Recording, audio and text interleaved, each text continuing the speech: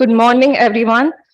On behalf of ICRIER, I, Ishana Mukherjee, Research Associate, warmly welcome all the participants and invitees to the release of ICRIER's report titled Express Delivery Services, Supporting the Journey Towards India at 2047. It gives me immense pleasure to welcome our dignitaries of Session 1 to the dais.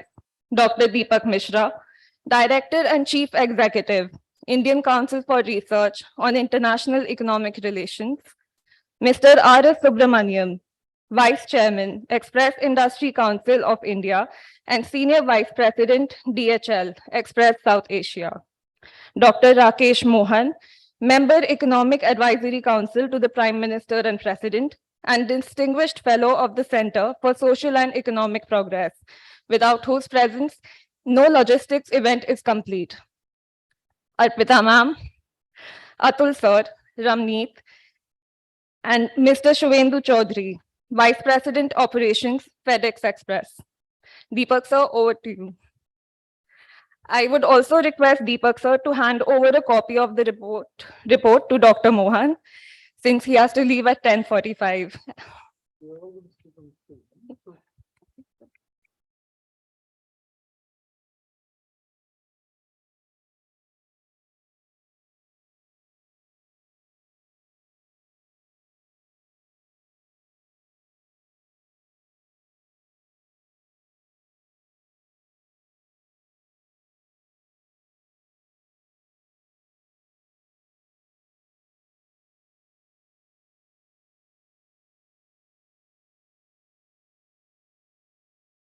Okay, let's get started.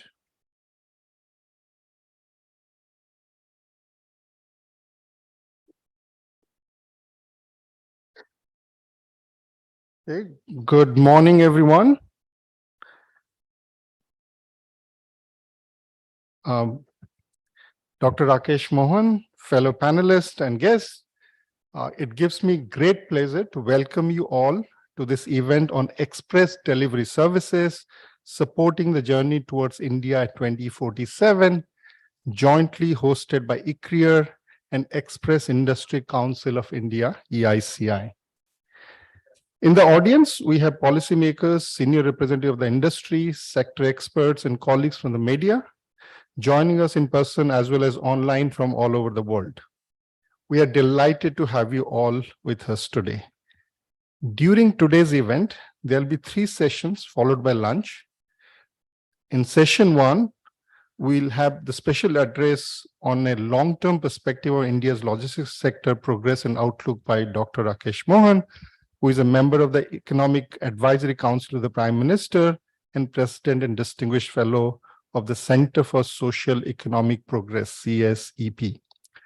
Followed by that, Dr. Arpita and her team will talk about a report which they prepared, how to make India an express delivery hub, how to attract investment and innovation to the industry, and how to increase the contribution of express delivery services sector to the Indian economy. The details finding will be presented in that session, and the highlights will be discussed in the subsequent session. As we heard, Honorable Minister Sri Piyush Goyalji will be with us at 11 o'clock instead of 11:30, which is what the agenda says. So he'll be early, 30 minutes early, and that's why you have to reschedule a few things to release the report and give the keynote address. The report release will be followed by a panel discussion on session 3, where eminent policymakers, think tank heads, senior industry representative will speak. The title of the panel discussion will be PM Gati Shakti and Express Delivery Services, Supporting India's Growth Journey. Logistics is a hugely important but highly under-researched area. Therefore, there is need for more interaction and collaboration between academics, industry, policymakers, and other stakeholders. And we look forward to receiving the feedback on how to take this agenda forward. We hope to continue to work with the government and the industry on this very important issue. And I look forward to many informed and insightful presentation and conversation during the day today, especially the special address by Dr. Mohan. So let's get started. Thank you all for your kind attention.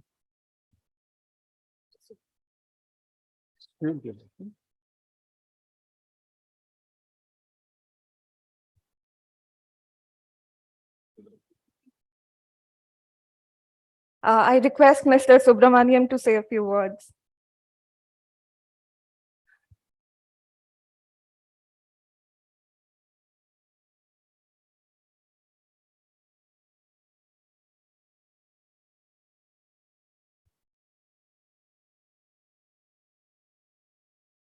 Very good morning.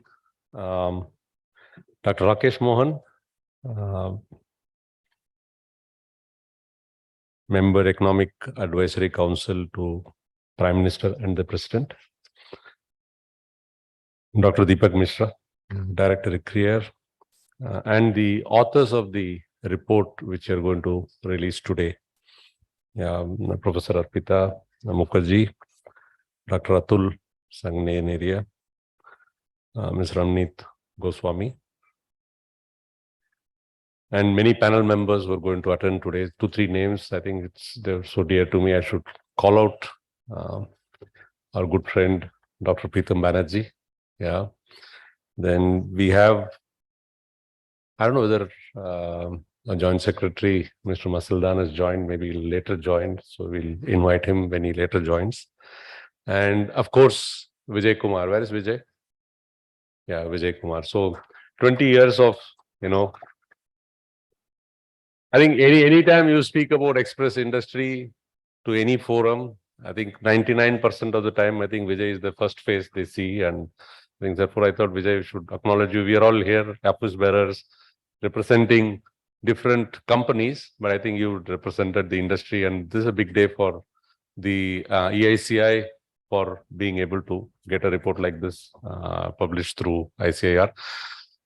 As I was walking into this room, I was remembering that the last time we had a meeting like this through EICI was when we released the industry report. Yeah, which is first time when we made an effort to do a sizing of the industry and what are the growth trends, which is pre-pandemic.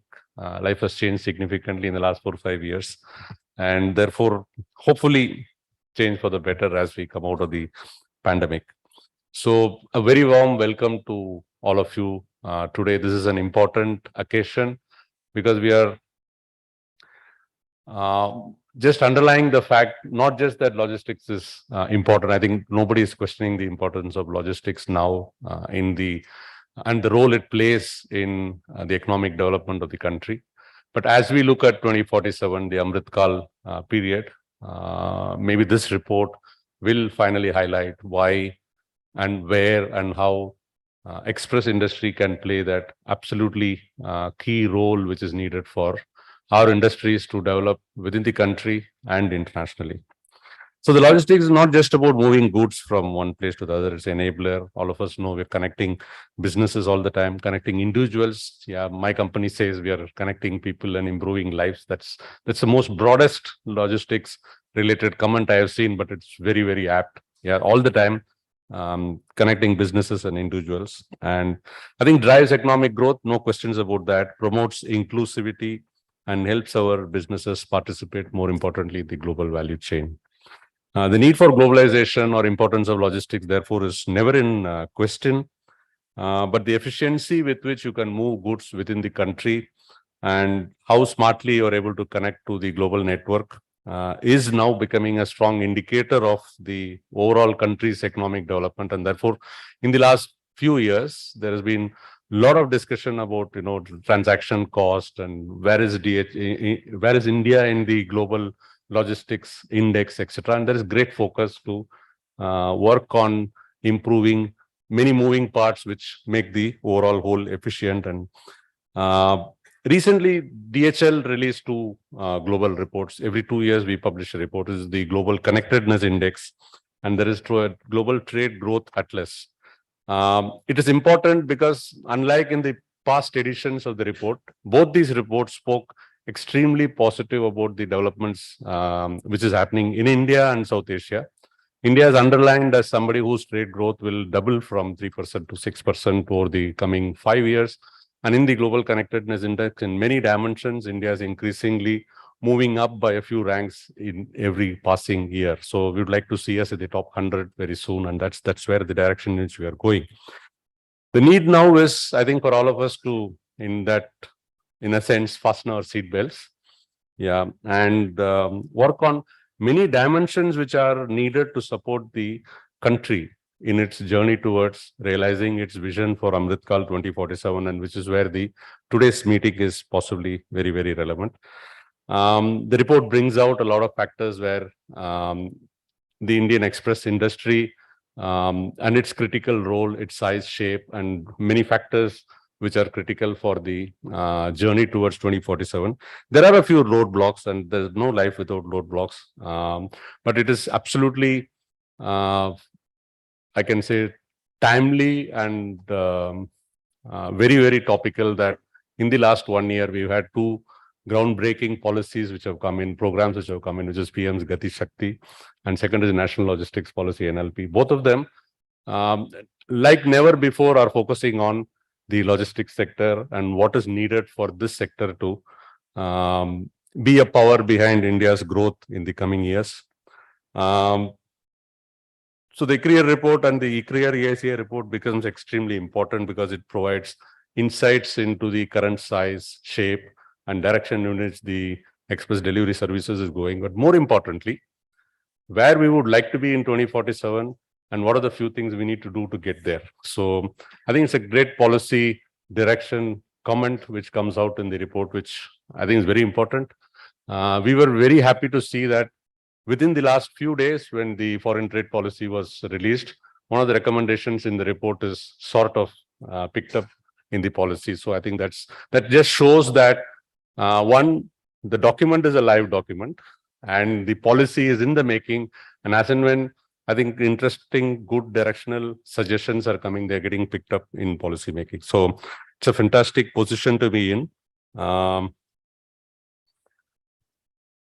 think whenever we speak about logistics and the direction in which the country needs to move, we speak about 4 or 5 things, which is we talk about infrastructure, we talk about simplification of policies, ease of doing business, transaction cost and cost of doing business, and more importantly, regulatory framework which need to be simplified as the industry and the environment becomes more digitalized. So there's a lot of talk about e-commerce and how the direction in which the overall environment is moving. I think the report brings several of these thoughts together. And I think when it gets released, I'm sure all of you in the room will get an opportunity to read through it in greater detail.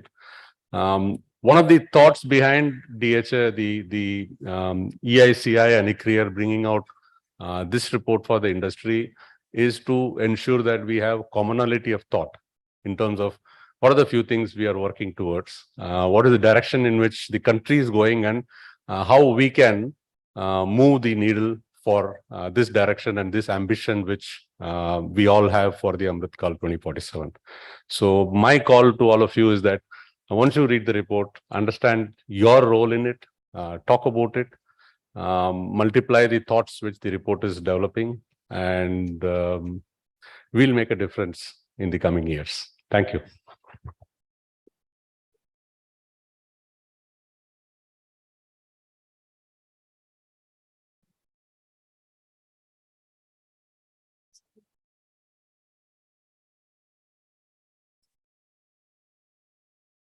I request Deepak sir to introduce Dr. Mohan to the audience.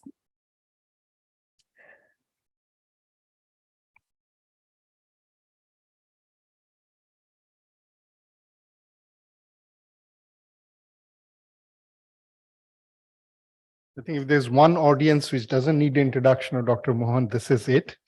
But and I can actually talk about Dr. Mohan without a script because I know him for a very long time. But to be politically correct, but I think the most important thing about Dr. Mohan is, I think I haven't seen somebody who has spent so much of his time thinking about India's economic development in different capacity. This is a person who started, at least if I'm correct, in the World Bank, left a very cushy job, came back to India at a time when very few people were actually willing to come back. And started his career in this organization in various places. I think he headed NCER. A lot of people think that was a golden time for NCER. Subsequently, more changes have happened. And then he also had ICRIER, which is the other think tank that we are associated with. He has worked at the central bank as the deputy governor of Reserve Bank of India. He has been the chief economic advisor and numerous important positions that he had.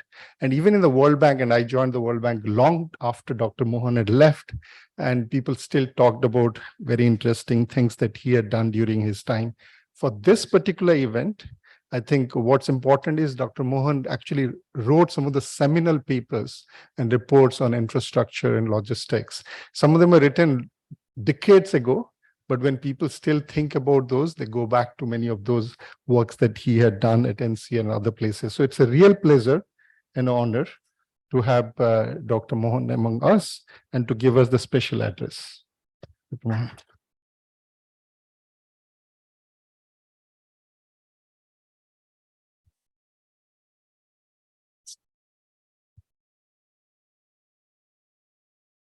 Thank you very much, Deepak, for that excessively kind introduction, for which there was no need really.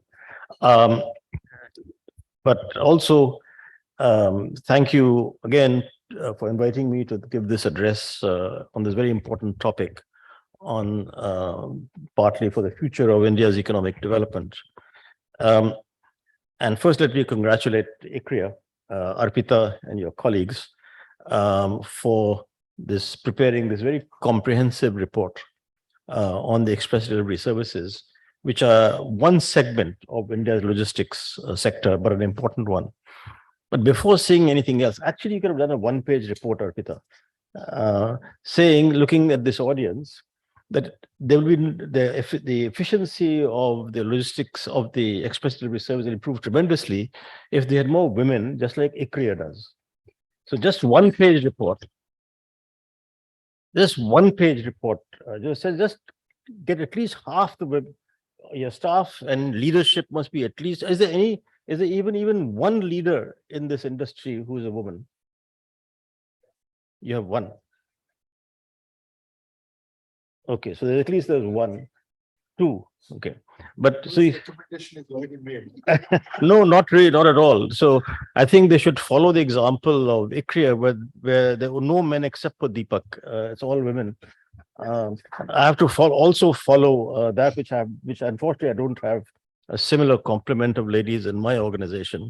And the reason I have to rush off is because actually we have a full day POSH session. So the CEO has to be there for the POSH session. So I have, of course, learned a great deal from the study, which is very interesting for all of us. And more so now, because unlike even, say, 10 years ago, almost all of us use these delivery services in our daily lives. And so, whereas 10 years ago, in some sense, one would have asked, what's a courier service? Today, that's not the case. Everyone uses it. And of course, therefore, the usage has become ubiquitous. And now the usage is much more common in the sense that in terms of the utility to the economy, they're important for manufacturing and trade, and of course, both for B2B and B2C services. And of course, equally important for domestic trade and exports. Now, one thing that puzzles me, and I'll talk about this me a lot, is this constant refrain of how Indian logistics are much more inefficient. Now, purely as a consumer, having lived in the US most of the time from 10 years, 2010 to 2020, I find that anything I order on online comes much faster here than in the United States. So I'm very puzzled by all these calculations, which one never sees how they've been calculated. Indians like saying we are terrible, but we're not. And I'm being very serious. I mean, I'm constantly amazed at how fast things come here. And we keep talking about how inefficient we are. So I don't quite understand this. So I think that if you have a global report in DHL, please look at from the sender to the customer, how long it takes here for different goods and how long it takes the United States. I'm sure you've not done it because your owners from the West, Deutsche Post, etc., won't like it. All right. But I'm being very serious because I mean, all of us use these services, and certainly my experience has been that it's very, very quick. And I'm also constantly impressed by that. Now, I am not going to say much about express delivery services because the only thing I know about it is what has been written here, and they'll give their own presentation, so I should do that. So I'll talk about logistics costs in general. I do have to say that I'm somewhat obsolete, as Deepak had implied, since I did my first report infrastructure 27 years ago, 28 years ago. And then the Indian Railways report 22 years ago, and the India Transport report now 9 years ago. So, you know, this typically decades, etc. And of course, things keep changing. Now, as I said just now, that seems to be generally accepted that India's logistics costs are significantly higher than global benchmarks. I've tried to look into this, but I can never find what is the basis of these data. The quote given in this report, the source given is Times of India. That's not my ideal of a source for data. So sorry about that, Arpita, but I look at these things. So it's a very, again, a serious point that when we look at these kind of things, we really need to be much more thorough and really look at how do you calculate these costs. It is also then argued. Now, one of the other things is that this report repeats the oft-used number logistics cost being 14% of GDP. There's no way that can be true. What's the share of manufacturing in GDP? Value added? 17%. So are you telling me the logistics value added or cost, I'm not sure which it is because one doesn't know what this means, is the same as total manufacturing value added in the country? It doesn't make any sense. So these numbers I just don't understand. And of course, part of this is, to my mind, motivated.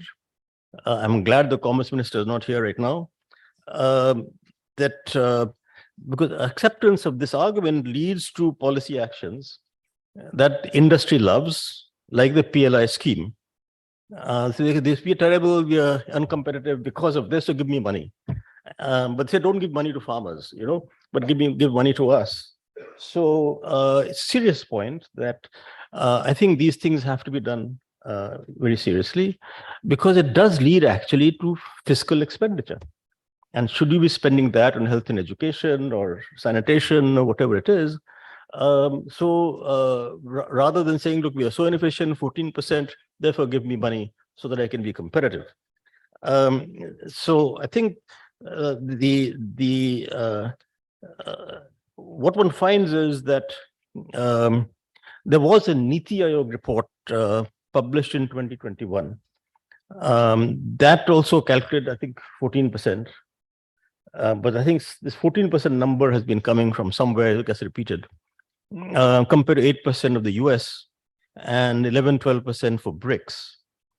The same estimate, Economic Survey 2019-20, again, repeated the figure, 13-14% of GDP, saying that it should come down to 10%.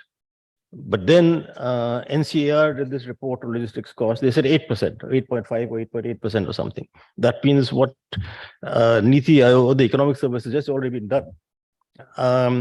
The high logistic cost also further corroborated by India's rather poor performance in indices like the World Bank's Logistics Performance Index. And again, you have to ask, what are they looking at? Of course, one does understand that logistics performance index includes not just the transportation and the speed of transportation, etc., but also efficiency, operational efficiency and procedures, and not just infrastructure inadequacy. And I think a lot of this report is really talking about procedures and regulations, and those are easy to fix because you only have to do is change the regulation or procedure, and then obviously things happen. And so I think that's very much worth doing. As I said, the NCER report, which was submitted to the Logistics Division of Ministry of Commerce and Industry, in 2019 calculated 8.8% of GDP in 2017-18, which is not like abnormally high compared to other industries, other countries. But one never sees any mention of this report. We keep repeating economic survey. This came after 2017-18 report. Keep repeating 14%. So obviously it's motivated rather than recognizing what has been done. What we really, I think it's worth your while in this industry to say, look, we are not so inefficient, damn it, and compare actual things with other countries. And you, since you operate in all countries, you should be able to get that data. And don't tell our countrymen that we are inefficient, because we're not.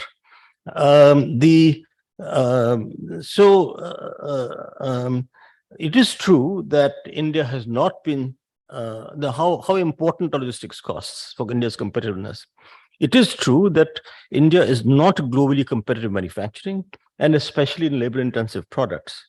And the merchandise trade deficit has indeed averaged, merchandise trade deficit has indeed averaged about 7 to 8% of GDP for the last 10 years or so. But I think that to understand why Indian industry is not competitive, one has to look at other things. Otherwise, if you give this number, then you say, that's why we're not competitive. And then they don't do anything about it. When actually it's the manufacturers who need to look inside and say what they're doing. One other point actually on Indian manufacturing competitiveness being affected by logistics costs. My colleague Shishir Gupta actually pointed this out to me, that how is it, you have to ask the question, how is it that global goods manufacturers can sell in Indian markets using the same Indian logistics infrastructure and remain competitive? We only talk about exports going out and therefore higher costs because of inefficient or costly logistics. But you have to ask the question that after all, the foreign manufacturers whose goods are being sold here come to the port, and then from the port come to us. And so they are then facing the same logistics costs as Indian manufacturers. Vice versa, Indian manufacturers are facing Indian logistics costs, but in the foreign country, wherever they are selling, they have the same logistics cost, supposed to be much cheaper than ours. So it's totally like to like. So if Indian logistics costs cause the uncompetitiveness of Indian industry, then you have to ask, how come they are competitive here, the same logistics, and we are not, which I don't again understand. In fact, since imports come from a different country, overall logistics costs of imports should be higher than domestically produced ones, because they will produce somewhere, go to the port, come to the port to here, then go inside. Whereas from here, you're just going inside, only one leg. So I don't understand this. Plus, of course, there's tariffs as well, unfortunately. And so I assume this issue is also common to express delivery services industry. I have learned from the report, of course, that there are some regulations in terms of limits to what you can use for imports, etc., which obviously needs to be addressed.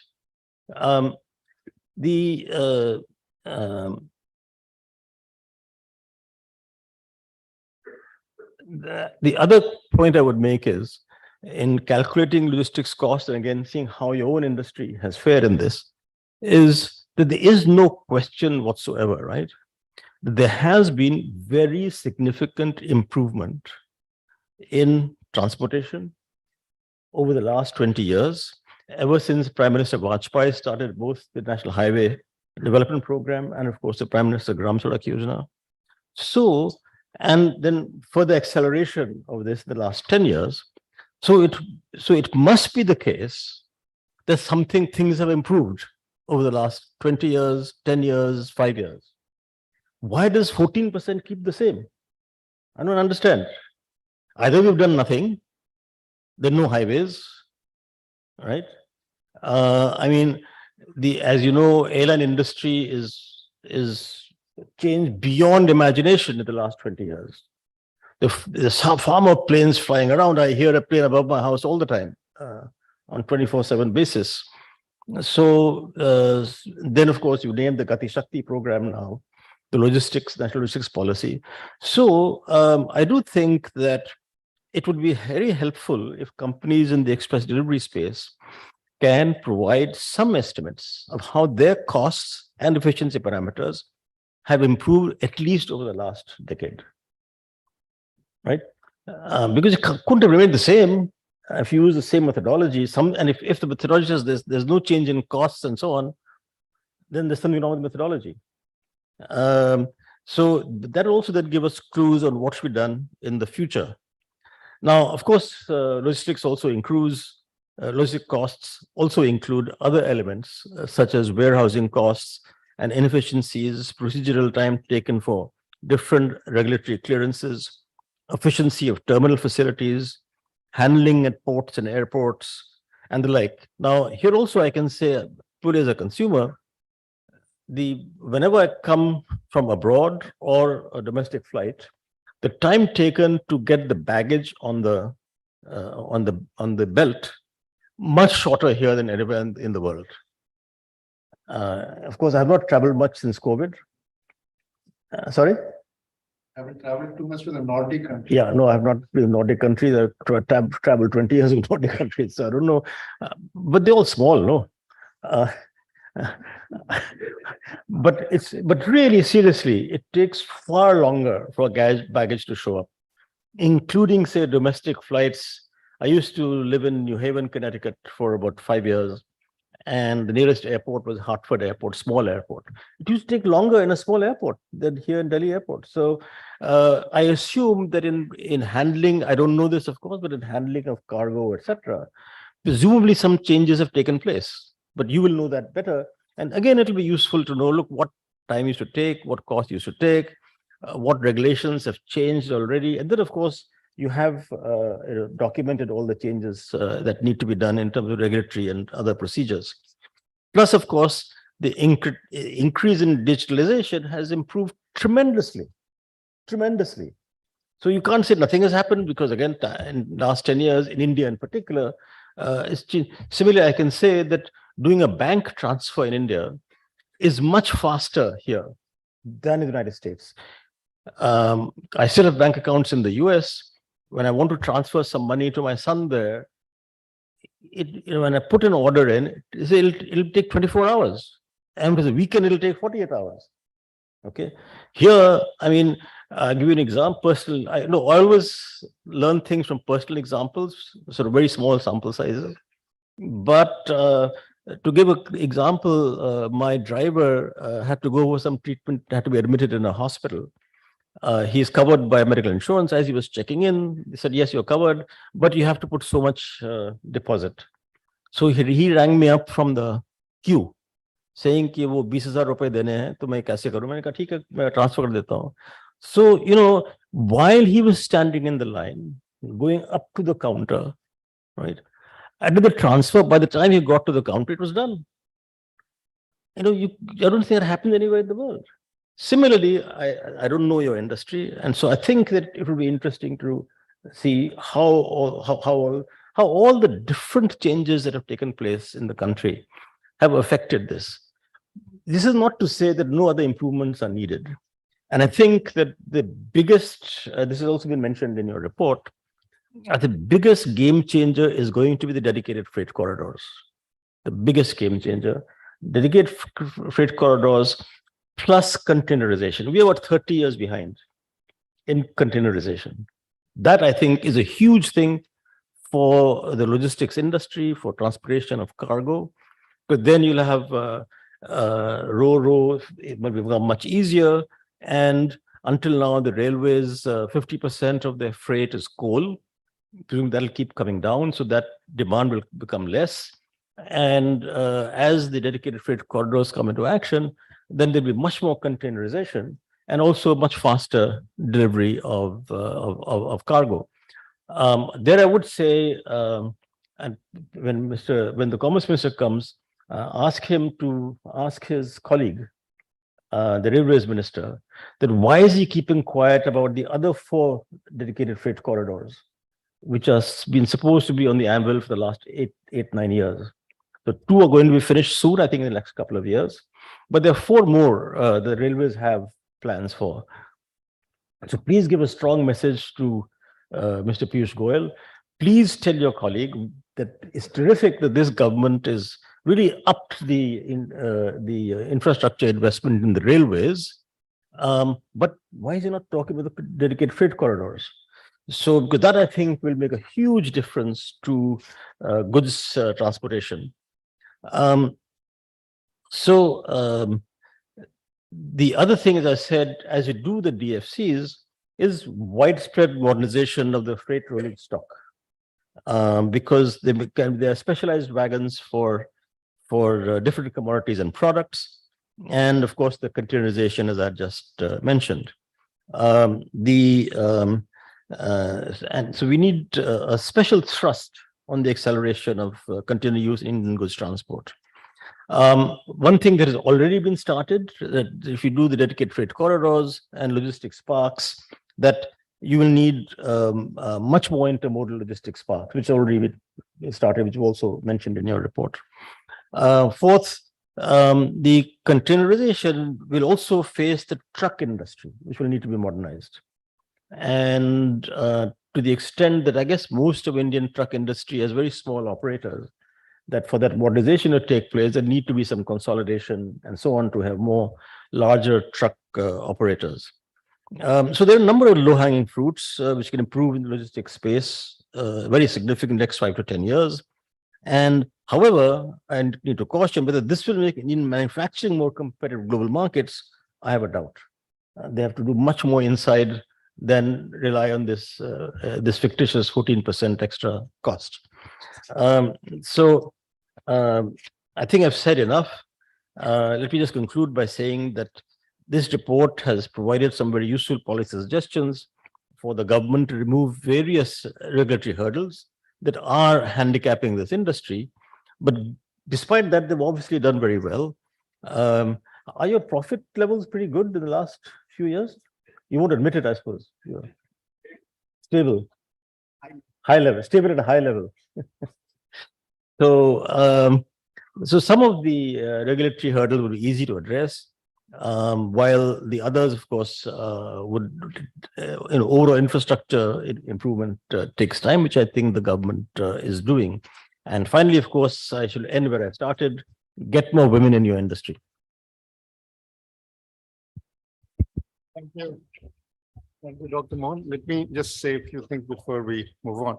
No, that was wonderful. I think this was a bit of what I think our finance minister, Ms. Nirmala Sitharaman, did with the industry. She said, it's like you have this power of being the Hanuman, but you don't know. I think that's what Dr. Mohan has basically done to this industry. He's saying things have actually improved. Things are much more efficient than what some of these numbers are being quoted. So that's a challenge to all the industry people as well as authors of this report to kind of find a way to crack this number. And I was just talking to Mr. Subramanian, who said many of these numbers haven't been updated for ages. So I think it might be a good time, especially after the e-commerce revolution has started. I think that big changes that you're seeing has happened in very recent years, and that should get reflected. So I think this 14% is, I think it's a very nice and fairly compelling argument that Dr. Mohan is making to do that. The only thing, when I was like at the same time when I was doing these reports a long time ago, the moment you do transport, storage, distribution, that's a much larger part of it. Agriculture is 17% of GDP. Agriculture, actually, the studies show that the transport logistics is higher than the production. So a farm gate, if you're getting, say, grapes from Hyderabad, the farm gate would be 12% of the total value added, whereas the transport logistics could be many-fold more. So there's agriculture, there's industry, and so there are some reasons to do that. But I think despite all my trying to defend the argument, I think there's a good reason to think about the 14% number and redo that. So we should at some point think about doing this. Nevertheless, I would now request Arpita to present the report and also talk a little bit about some of these numbers that we have. Arpita, over to you. So there is a bit of a housekeeping change. The minister may now come at 11:30. So Dr. Mohan, you have some time with us so that I go on into the presentation. The interesting part of this is that the report is more than 72 pages and it has only half a page on logistic costs. So, we have actually requested Dr. Mohan to complement what we did not do, not what we actually did. So the report doesn't measure the logistic cost, and that is not the purpose of this report. The purpose of the report was to look into that. Yes, the story behind the report is how to reduce the logistic cost, not to measure it, but how to reduce it. Not logistic cost. Cost is not important, because when you go to express delivery services, you are talking about air and high value services. So people are willing to pay for the service because you are talking about time and efficiency. Time, efficiency, and delivery.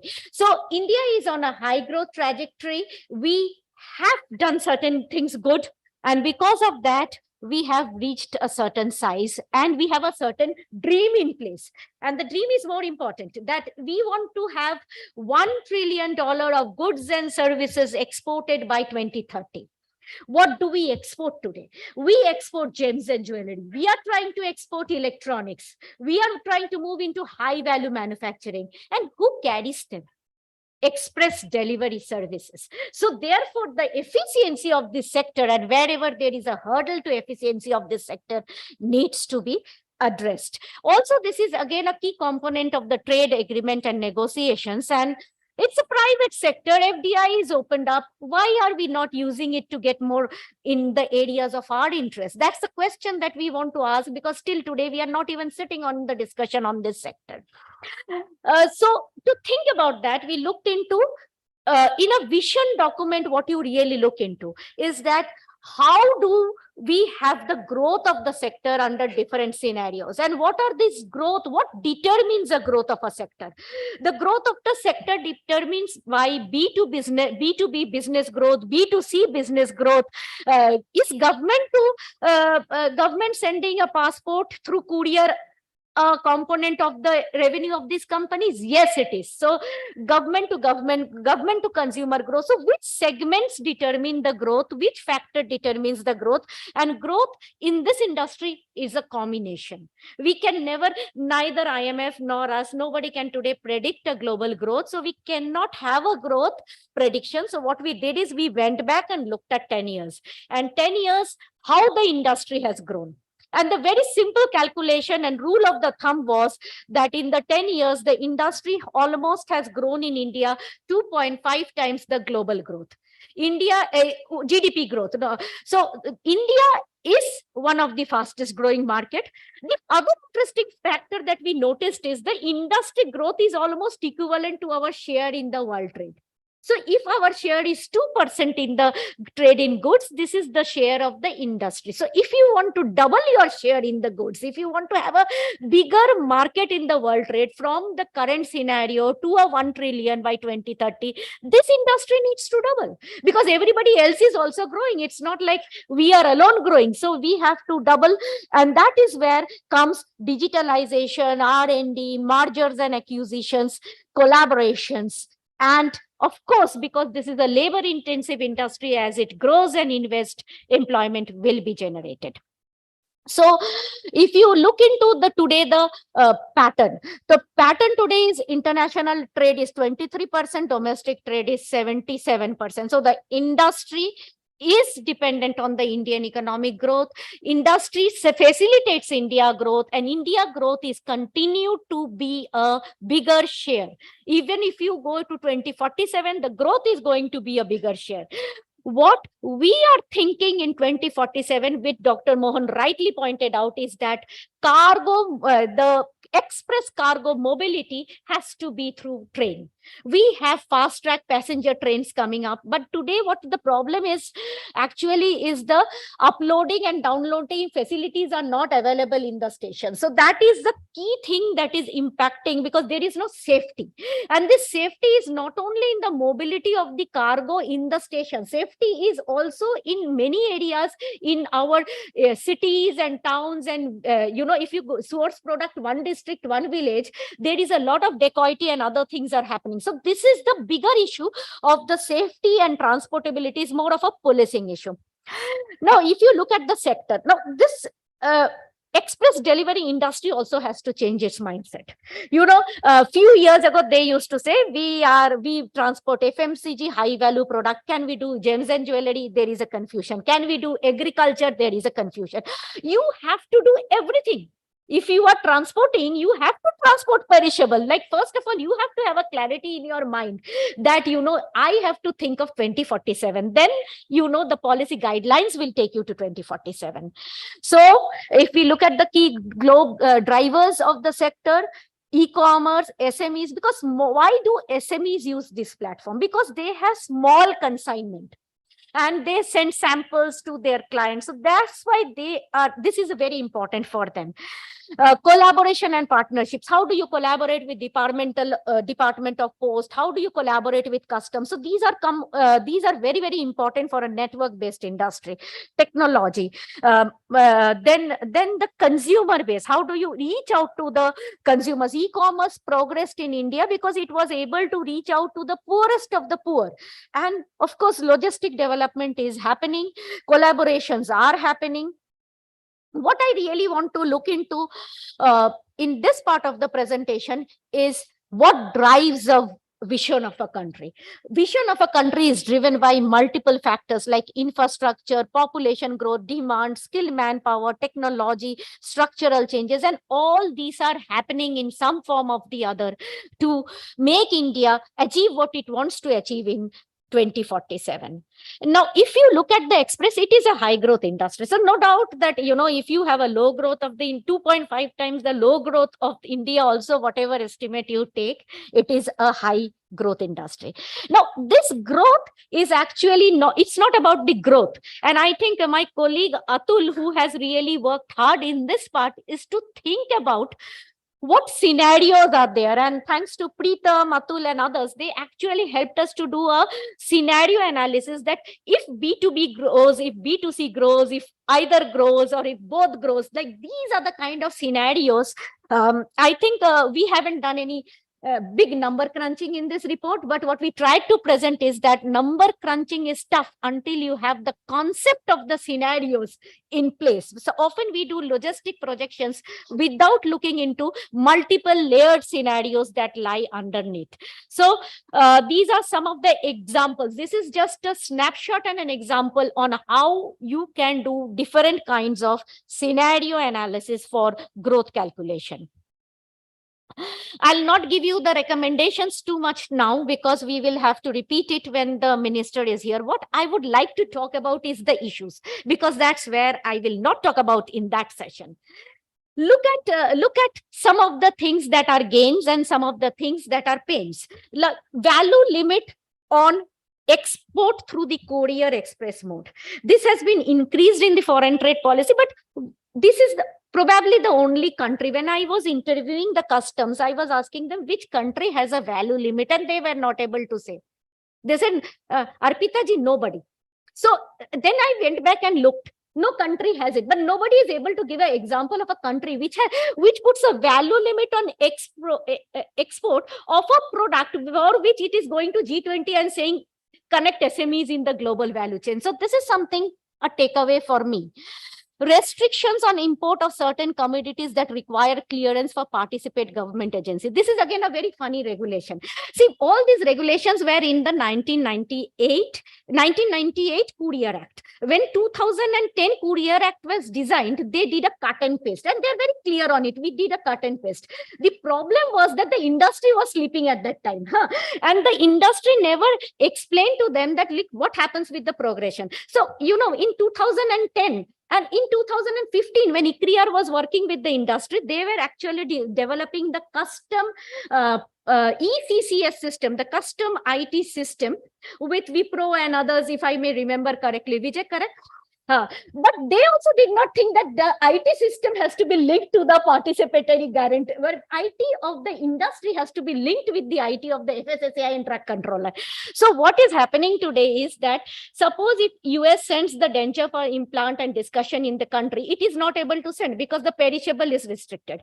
Bigger issue is the custom regulation says that the custom officer at the port of entry interprets perishable. So what happens was, biscuits were stopped at Bombay and vaccines and blood samples were stopped at Bombay. It was coming from Delhi. So sometimes it happened that the industry also were very happy. Okay, if it is stopped at one port, let's use the other, or let's work with the custom officer. That's not how it operates. The system has to be not under the interpretation of an operator. It has to be a system. Secondly, the other thing is very interesting part in India is the suspension of the authorized courier without investigation. Now, you know, when a courier brings, it asks you to do a KY, declare. So it is, you declare everything, then he carries, and then he carries what you declare. And then he puts in his systems. But suppose if he carries something wrong, suppose if I replace a chain in a Louis Vuitton bag with a gold chain, then my license is immediately suspended. Investigation will be done later. So what the world does is they put a voluntary declaration norm. So if the courier at all starts working with the customs to actually identify the problem, and this is something which we are proposing, because you should suspend, your license should be suspended if you are guilty. But there should be a system of cooperation to find who is actually the culprit in the entire supply chain pipeline. And that is very, very important. I think the path-breaking reform, and which the industry put for ages and they were highly happy, is the GST. I think India's GST is really brought down the cost. But the biggest problem is they have to register in every state. So why? Single market, single GST.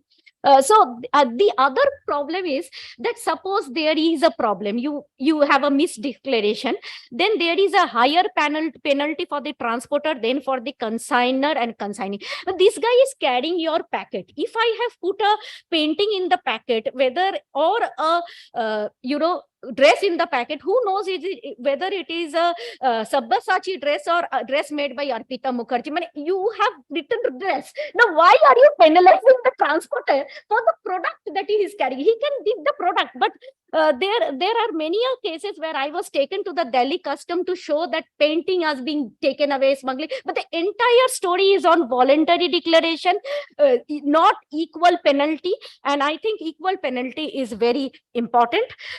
Railway, Dr. Mohan has rightly pointed out. Now let me talk about the roads. You know, the unique part is this time, Dr. Mohan, when I visited US, I really looked into what US is doing right. And US Post actually, and I went to Department of Post. US Post actually showed me that they have a dedicated parking for the express vehicle. Express vehicle of certain size enters and exits out of the city limit. They have a dedicated parking for which they are able to offer the service at a quality level. For us, there is no parking, no bay, nothing. That, because we are developing that infrastructure, that dedicated supply chain linkages can be easily developed, because India is doing that work. So that is something again on the road side. On the air side, this is again very interesting. If you have to go from the international to domestic cargo, you can take your luggage inside. You have to take your luggage out, go all round into that. This is a massive, interesting problem, because it takes you hours and hours. You can just put it in a conveyor belt and it can go to your air side. Some of these, and the high ATF is there. Everybody knows about it. And parking bays are not there. Again, these are problems you have already heard. But this is a very interesting thing, that when you have a interconnected domestic and international airport, why are you not using something like a conveyor belt? You know, the technology skill. This is the interesting part. The tech with the three players: policy, technology, and skill. Now, if you look at the technology part, the entire IT system can be developed in a PPP mode. They have developed it. They have only developed it half. They can develop an interconnect. Policy part, we have worked with FSSAI, and they have actually 2017 put samples and other things in their thing. It has to be worked with other allied agencies. Work is going on. It is possible.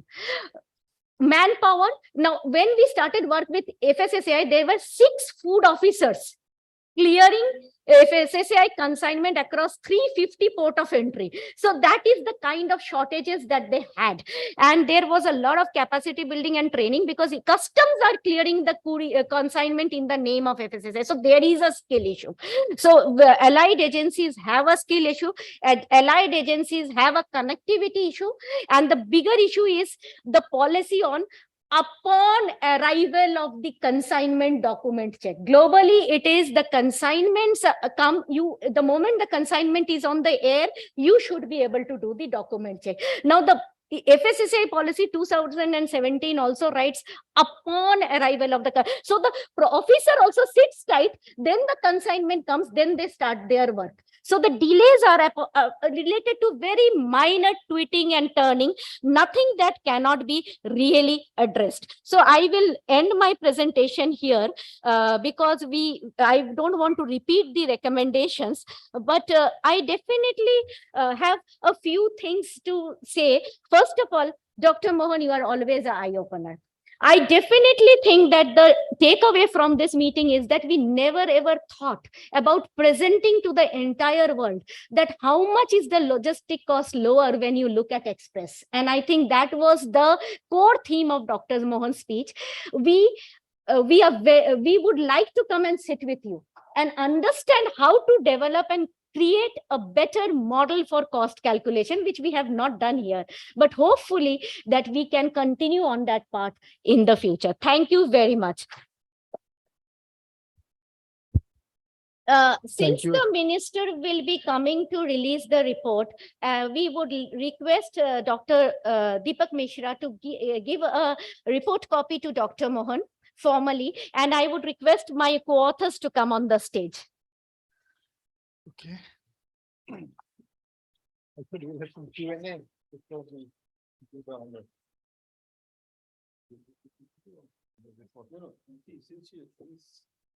Since the minister is releasing it, I can't open it until he Give us hold it. So just give me a, yeah.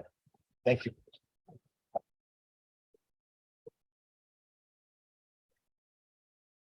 Thank you very much. I think let's, can you have 10 minutes Q&A?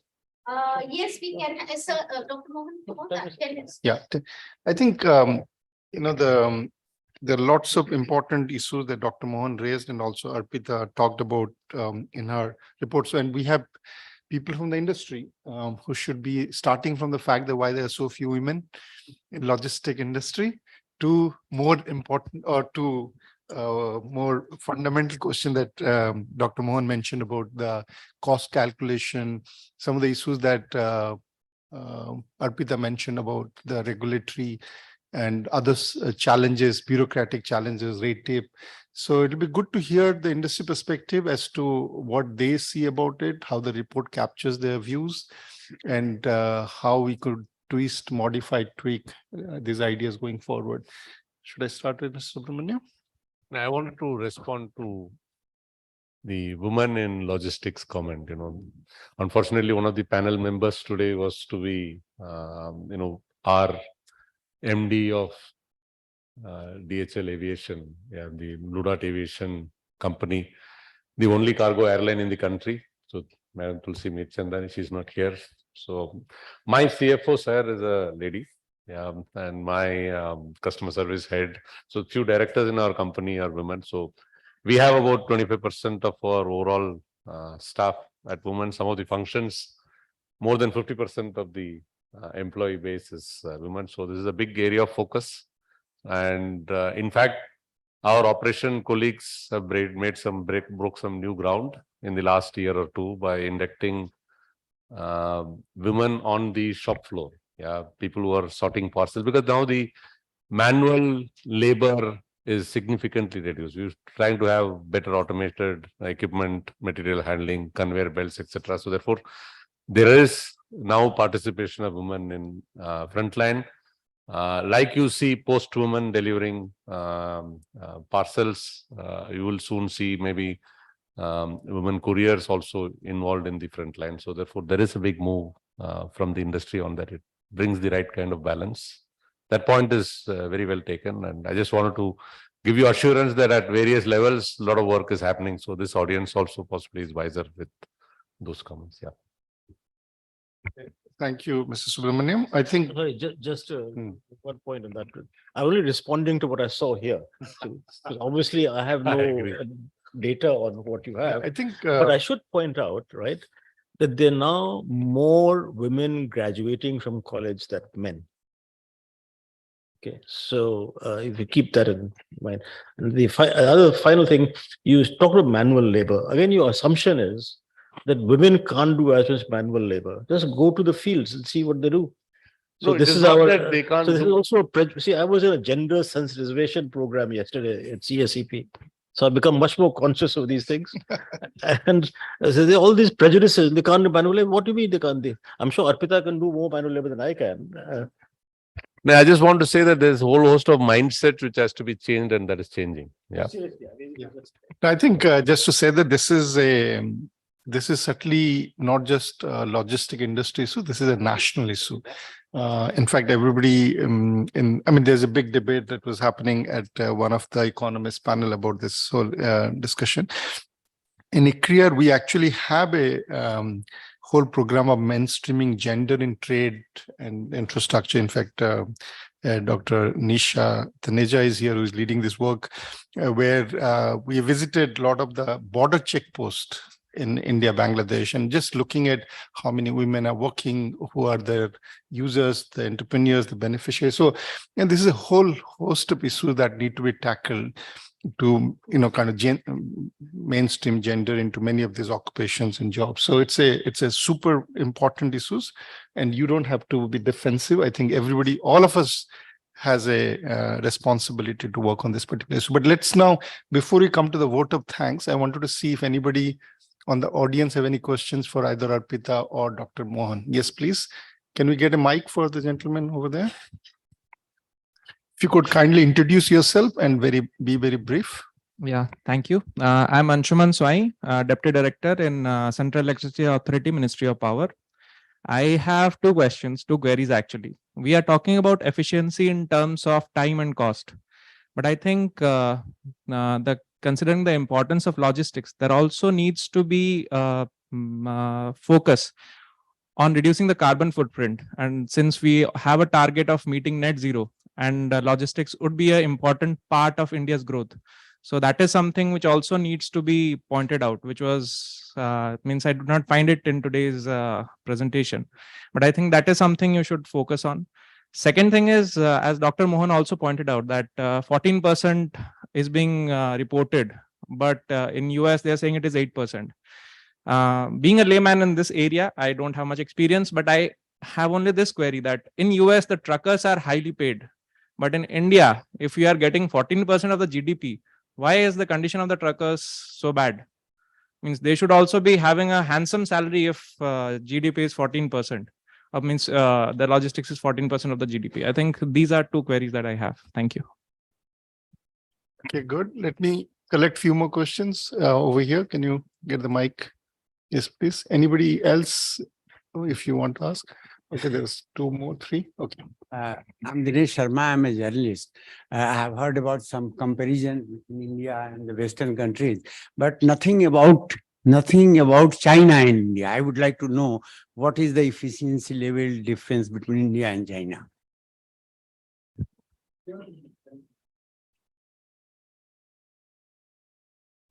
Uh, on the diversity, I just maintain that no, my company head by Manju. Mind introducing yourself? Yeah, sorry. I'm Satyanarayana, co-founder director of Ecom Express.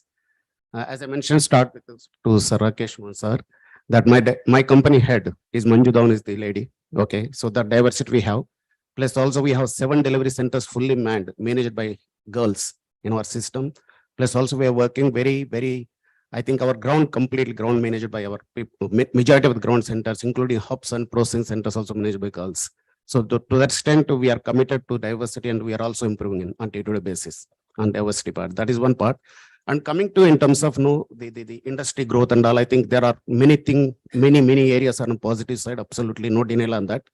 But the fact is, I think their compliance burden is still there. We can talk many things about ease of doing business, etc. But given the network, like for example, I have 3,500 delivery centers across the country, and I made to register every delivery center separately in terms of any labor law related shops and establishment act or anything you to do with. Plus, of course, GST also we talked about, and more in terms of interpretations. And today, I think the way GST functions, with due respect to complete authority, whatever they are doing. But the interpretations also really troubling us at times, like goods transportation agency, one part they picked up in terms of really seeking questions from all the industry players, etc. I think it is all about interpretations. I see people need to be really mindful of the fact that how industry contributing in terms of exchequer. I think we are one of the maybe largest GST contributor in terms of the taxes being paid by the industry. I think those are things people need to be taking, and maybe I think the authority need to get into more consultative discussions, collaborative discussions, instead going beyond players in terms of making them trouble through. I think those are some of the areas I think we need to be really improving. As of today, yes, everything on a positive side when you look at macro. But I think if you look at intricacies, I think there are many things we need to be solving. And that's a request I thought I'll give it to this forum. Thank you so much. Thank you, Mr. Satyanarayana. So before I come to that, I will do another round quickly, but let's see if you want to respond to these questions. Given that I have been working in the sector for so long and the question on women is coming, let me give the ground reality why women are less. When a woman is employed in a sector, they are employed mostly at the rock bottom level. In this particular sector, while women are now started driving cars and trucks, the bigger issue is that in some states of India, women are not allowed to work at night. When you are doing a e-commerce delivery, you often do late night delivery, early morning delivery, and that the labor laws have to be adjusting to women working at night. There are women safety issues in the ground level. Companies are trying to address that, but there are certain safety issues when you go we don't see them in the cities, but the moment we are able to provide the wayside facilities with men and women toilets, etc., it's not far off that we can see women driving trucks. It's the same story that why women are not driving trucks. And I think that if we are really serious about the employment of women, we have to create those facilities in our master plan, and hopefully that will be taken up as the master plan is implemented. Okay, Arpita, you have to still respond to the question on the environment, sustainable logistics. In the report, we look at the innovative environmental changes. We haven't really, this is not a report on environment. When you talk about environment or, solar driven vehicles or e-vehicles, that's a separate part of the story, which we haven't covered here. What we have covered here is probably if we go for environmental friendly growth, like it's a scenario where we are doing all things right in terms of the structural reforms, but the report does not focus on environmental issues. Okay, thank you. I thought the fact that your projections from now to 2047 shows a much larger proportion coming from railway and less from surface transport by default will make this sector less carbon intensive, but obviously there needs to be more conscious effort, just not what the government is doing. So, every sector, within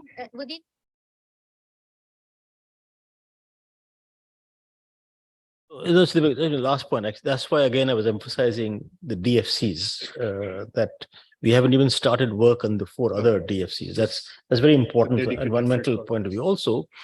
And then on e-vehicles, with e-vehicles you don't have the pollution etc. in where the vehicle is, but it depends on how the electricity is being generated. And that's important from the gentleman from CEA, Electricity Authority. So I think this is kind of interconnected on what reforms are done in the power sector, which then flows down to, but that's a very important point in general.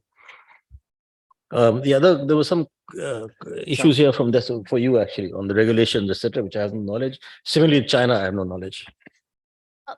This is a vision document, so we did have a chapter. The report will be released, you can see the report. We did a comparative picture where we stand vis-a-vis China also, but that's not the story today, because today we are having minister to release the report. We have a table 2.1 which gives you exactly where we are, and and I have also given you a bit of a hint that your share of 2% in the world trade reflects your share of 2% of this industry. So you can imagine the size in China. Okay, I think we'll take last two questions over there. Two gentlemen, okay, three then, and then we'll end. So please be brief. Yeah, hi, my name Introduce is Jaibir. I work for UPS Express. My question is to Dr. Mohan, when we talk about 14%, so is it a problem with the methodology, or it's a larger problem, where we need to dissect and find the root cause, so that we can increase our efficiency and take control on the cost as well?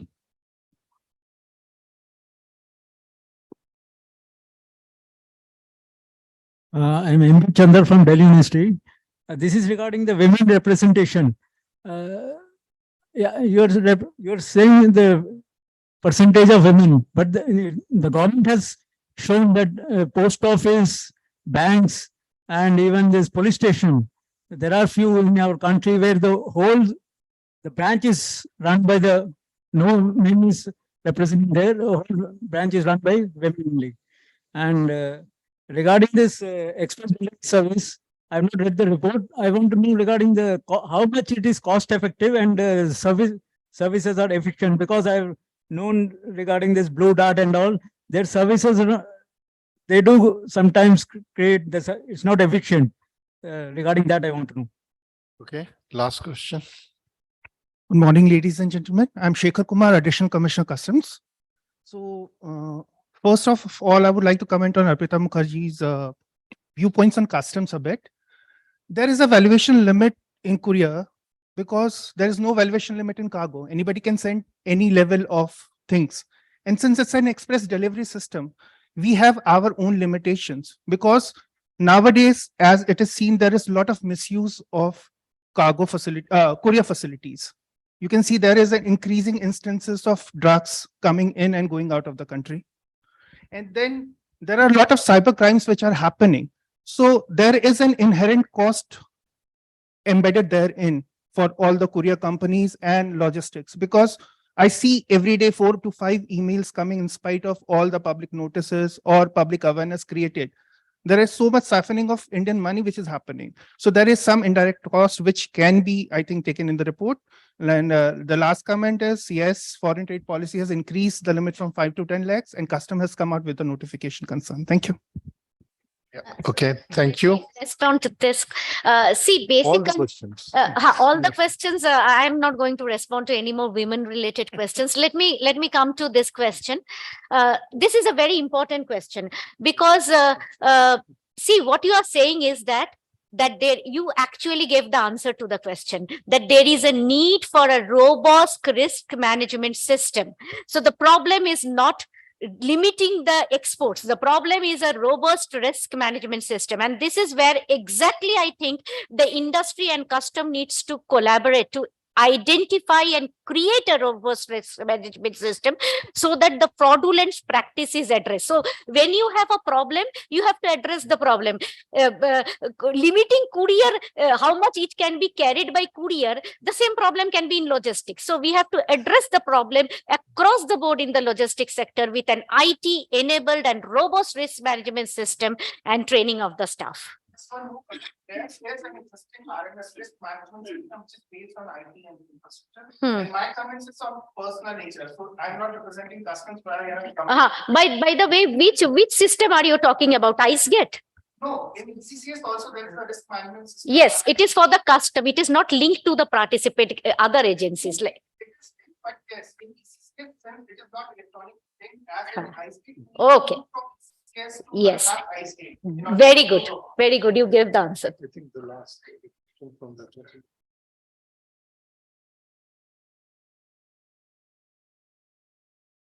Question. comment on that question. Yeah. So I think there was a question about the 14%, correct? I think 14% is a anchor on which an argument is being made. Yeah. I think the spirit of this report and the discussion should be that whether the percentage is 6% or 8% or 7%, if there is inefficiency which can be removed and an efficiency gain can be done, it will help the trade and it will help the economy. Yeah. So the 14 might become 10, but still are we saying, oh, it was 14, now it has become 10, we can go home and take rest?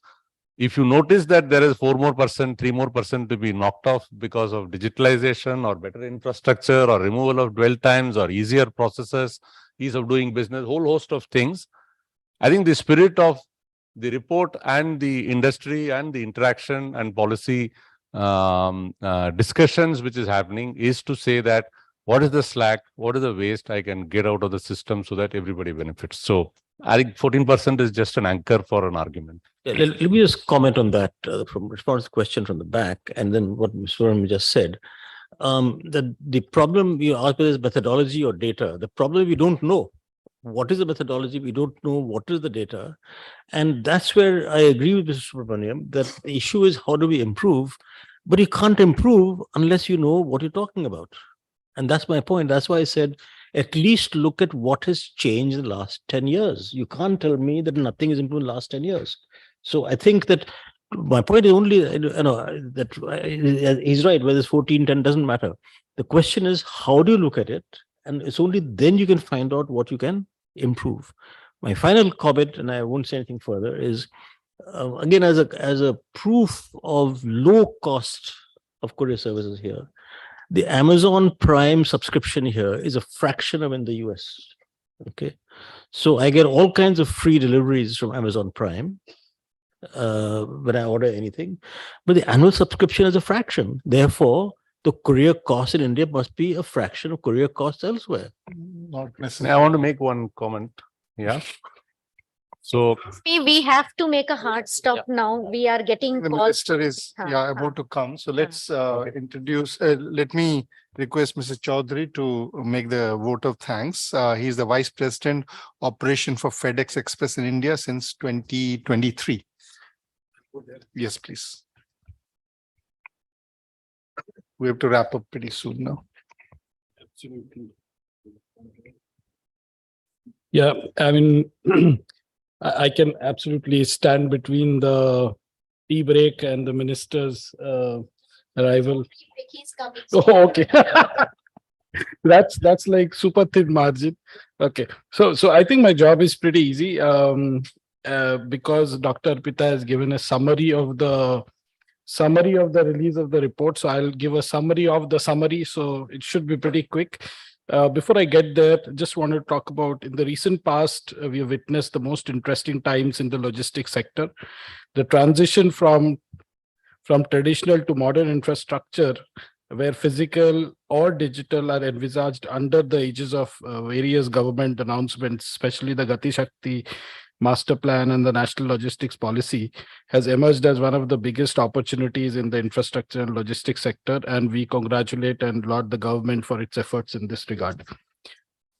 We are very encouraged by the recent foreign trade policy, and I'm not going to repeat what came out, but especially on the vision to take India's growth, goods and services exports to 2 trillion by 2030, which is really great. On the growth part, given India's aim to achieve the 17 trillion GDP target by 2047, India should maintain a 7.2% CAGR until 2047. And between 2012 and 2020, the Indian express delivery industry has grown at a CAGR of 15.8%. And then you have heard Dr. Arpita talk about the optimistic, the conservative, and the pessimistic growth numbers. What we have seen is with a revenue of about $5.5 billion in 2020 from USD 1.6 billion in 2005. So we have achieved that 15.8%, and that's a great way forward. I just wanted to talk about one or two more areas from a summary perspective. One is the need of skilled manpower. I think with the technology as well as the the manpower required in the logistics sectors, we can use cutting edge technology in logistics, customs, and trade aspects with the help of skilled manpower. So this becomes a very important part in the whole supply chain. The technology-driven growth, the Unified Logistics Interface Platform, ULIP, is designed to enhance efficiency, and I'm just trying to cover some part probably in the report, which I found very interesting. This is to reduce the cost of logistics in India by creating a transparent one-window platform digitally. And then the structural changes, which is India's efforts in signing the successful comprehensive FTAs, will make cross-border e-commerce more convenient and less expensive. I did have one or 2 points on the regulatory aspects, which I'll not cover because Dr. Arpita covered it very passionately, so I won't take that effort. But on the infrastructure related, on sustainability, I just wanted to make a comment, which is if you look at our airports, I mean, a lot of the power and they're all neutral, they are green, and we operate through those airports, so that makes technology a big thing. And most of the large companies, likes of FedEx and others, are looking at carbon neutral operations by 2040 or 2050. So that definitely is a big comment on sustainability.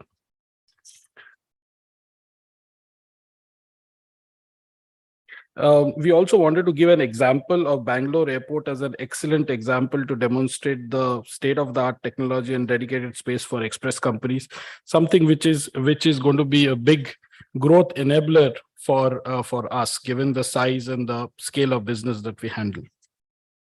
So to conclude, the express industry members in the EICR are aligned with the government's vision of 1 trillion exports by 2010, and we are keen to collaborate, partner, and contribute to the government's vision.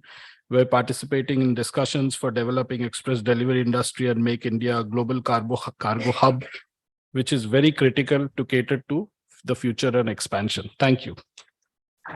Thank you, Mr. Choudhury. And we are all going to take a quick break. I mean, nobody should move from this room because we're just going to get the minister and back here in 10 minutes. So stay here. I think we'll have to go and come back. So sorry for that, but just be here, don't move, or just stay on your places because the minister is just on his way. Thank you. Thank you. Thank you, Dr. Mohan, and for being here. Thank you, everybody. Please come back in 5 minutes. Whatever you do, please come back in 5 minutes. The minister has already started. So please, and we have to keep the aisle empty in another 5 minutes time. Okay.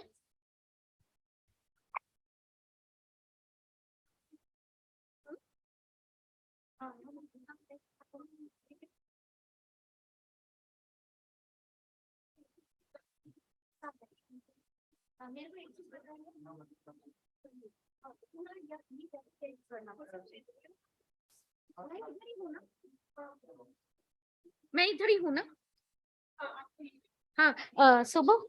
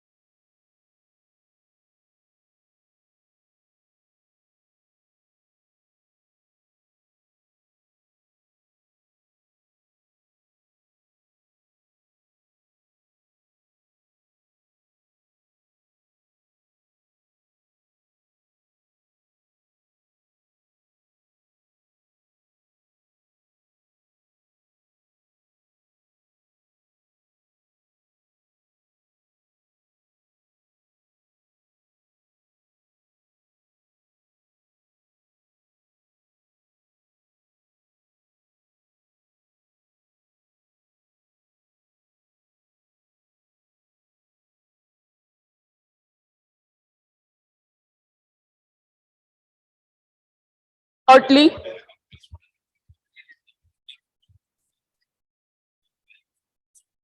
Loud. Please come back to your seat.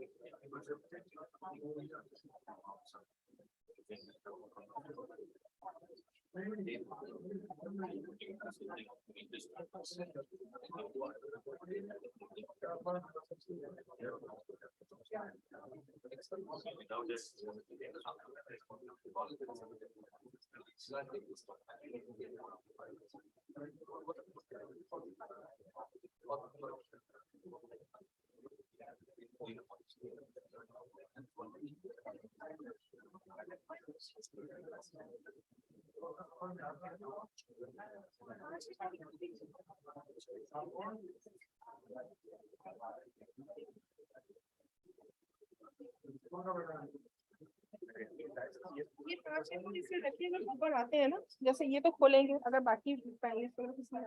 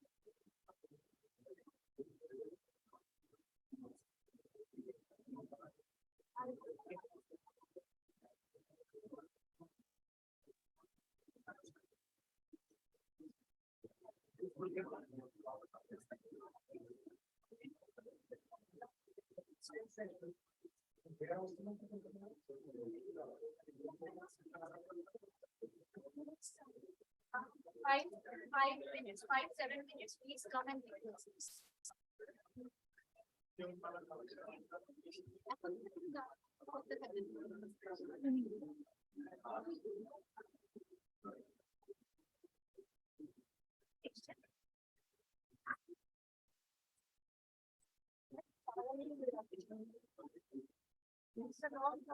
The Honorable Minister will be arriving soon. I request everyone to take their seats. And a reminder to put your mobile phones on silent.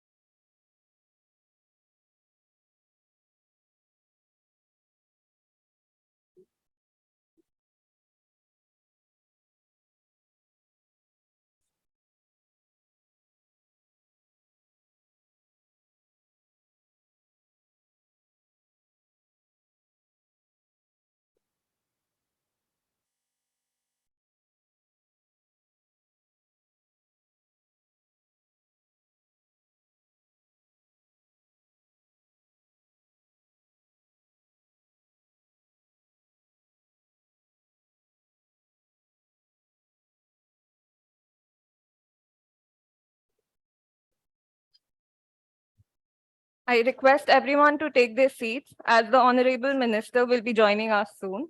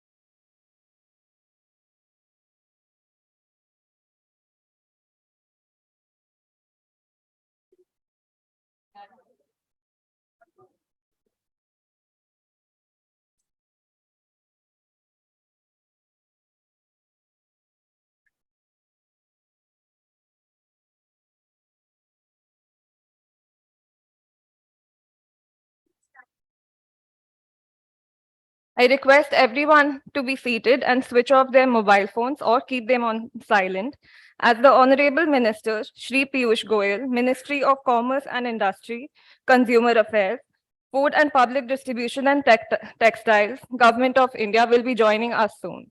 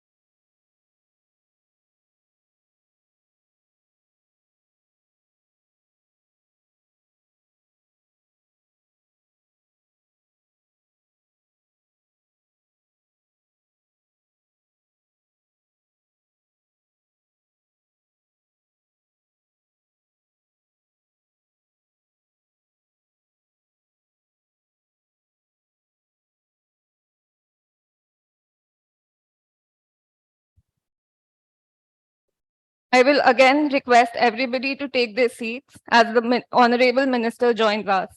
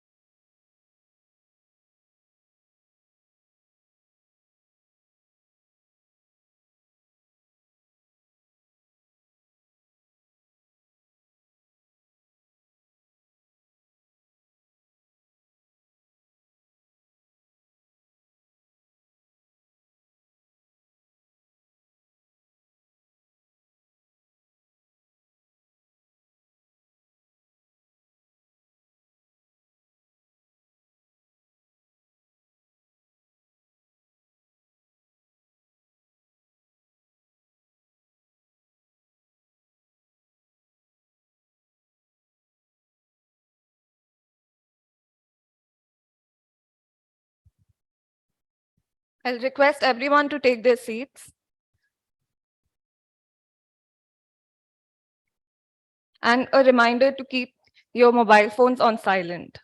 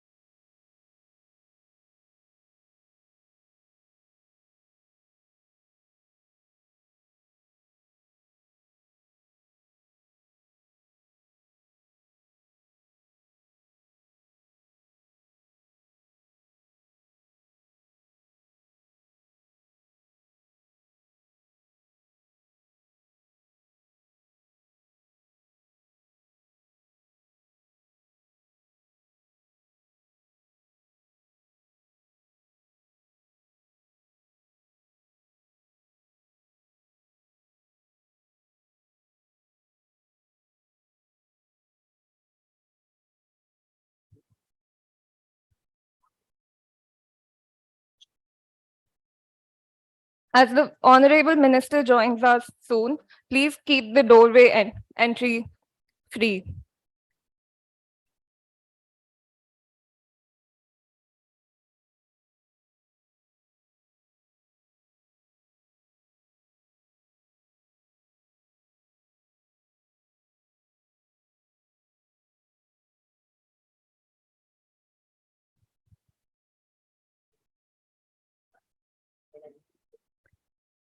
I request people to move away from the alley and the doors.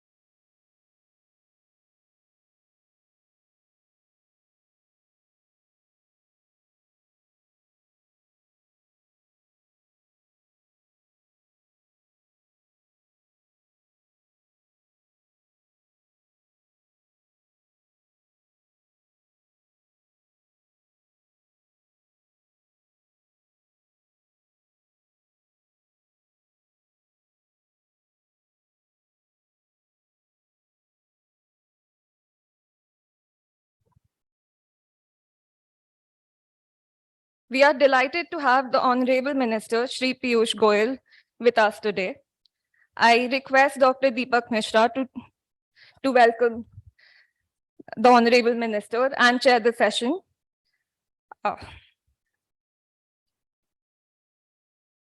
Thank you, Ishana. Honorable Minister Sri Piyush Goyal ji, fellow panelists and guests, it gives me great pleasure to welcome you to this event on express delivery services, supporting the journey towards India at 2047, jointly hosted by ICRIER and Express Industry Council of India. Minister Goyal, it's a huge honor and privilege for ICRIER to have you as a keynote speaker for today's event. The last time we had the opportunity to hear from you at an ICRIER event was in October 2021. I don't know if you remember it. We had our annual international G20 conference, and you had just been appointed as the G20 Sherpa at that point. It was an online event. So this is the first time you're actually coming to a physical ICRIER event. And despite the lingering effects of COVID, there are more than 450 participants who were listening to your speech that day. A lot has changed since then. And the last 1 week has been particularly newsworthy for the Ministry of Commerce and Industry. So I should begin by congratulating you and the ministry for achieving the feat of 760 billion exports. It's a record, and it also coincides with India at 76. Congratulations are also due for a successful announcement of the Foreign Trade Policy 2023. And the final congratulations for the successful completion of the first Trade and Investment Working Group, which is under G20's presidency that was held in Mumbai this weekend. As one of the knowledge partners for the ministry, ICRIER had the good fortune of making a presentation at the working group on integrating MSMEs to global trade. And my observation that I had at the Mumbai event, I actually summarized in a LinkedIn post, and I'll just tell you what I thought about how exciting these G20 events are. I thought global in scale, grandiose in scale, and gourmet in taste. India's G20 events are turning stodgy and obscure meetings into lively and exciting place for economic diplomacy. So this is the third feather in the cap for the ministry in the just 1 week. So not surprisingly, Mr. Minister, we are keenly looking forward with great anticipation to hear your keynote address. In the audience, we have policymakers, senior representatives of the industry, sector experts, colleagues from the media, and several of them are also connected online from all over the world.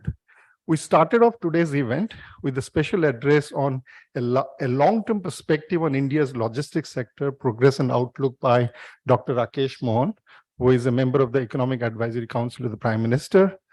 And Dr. Arpita Mukherjee and her team have prepared a report on how to make India an express delivery hub, attract investment innovation to the industry, and increase the contribution of the express delivery service sector to the Indian economy. She will present the key highlights of the report, and then we'll have the release of the report and the keynote address by the minister. The report release will be followed by a panel discussion on where eminent policymakers, think tank heads, senior industry representatives will speak. The title of the panel discussion is PM Gati Shakti, Express Delivery Services, Supporting India's Growth Journey. Logistics is a hugely important but highly under-researched area. It is well known that express deliveries at competitive prices are essential to integration into global value chains. Our report discusses policies that can help to improve the efficiency of the sector and enhance India's trade competitiveness. It is worth noting that the industry is not asking for subsidies, and that's what my friends from EICI have confirmed. Its focus is on global best practices for trade facilitation and ease of doing business. Therefore, there is need for more interaction and collaboration between academics, industry, policymakers, and other stakeholders. And we look forward to receiving feedback on how to take this agenda forward. We hope to continue to work with the government and the industry on this important issue. I look forward to many interesting, informative presentation conversation throughout the day, especially the keynote address by the minister. Thank you for your kind attention. Okay, so now can I request Ms. Subramanian to come and give the welcome address? Thank you.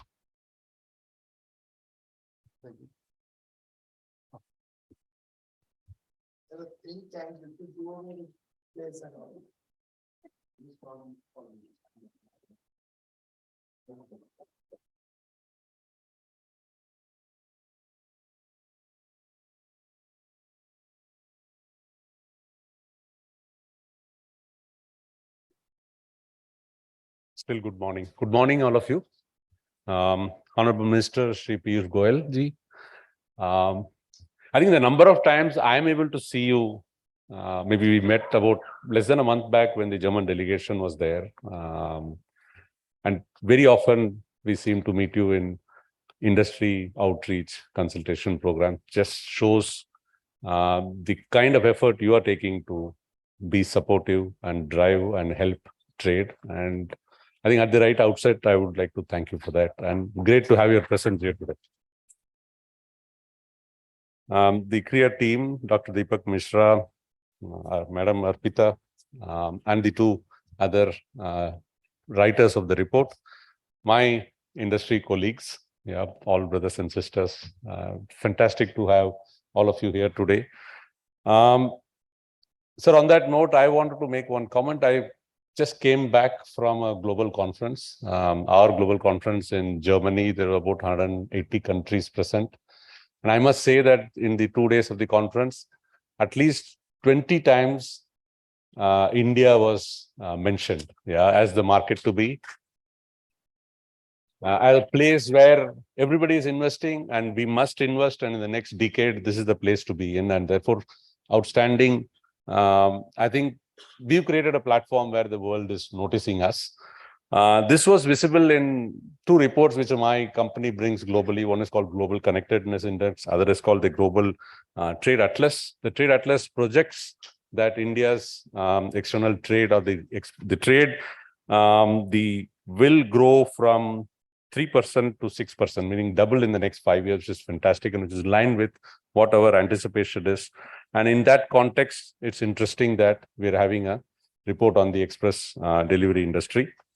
The EDS or the express delivery services market globally is nearly expected to be 500 billion by 2030. So therefore, there's significant growth. It's grown at the rate of almost 16% over the last 6 to 7 years in the country. This just underlines the pace of development and the nature of the style of doing business has changed as Indian market evolves and as Indian businesses connect to the global market consistently. One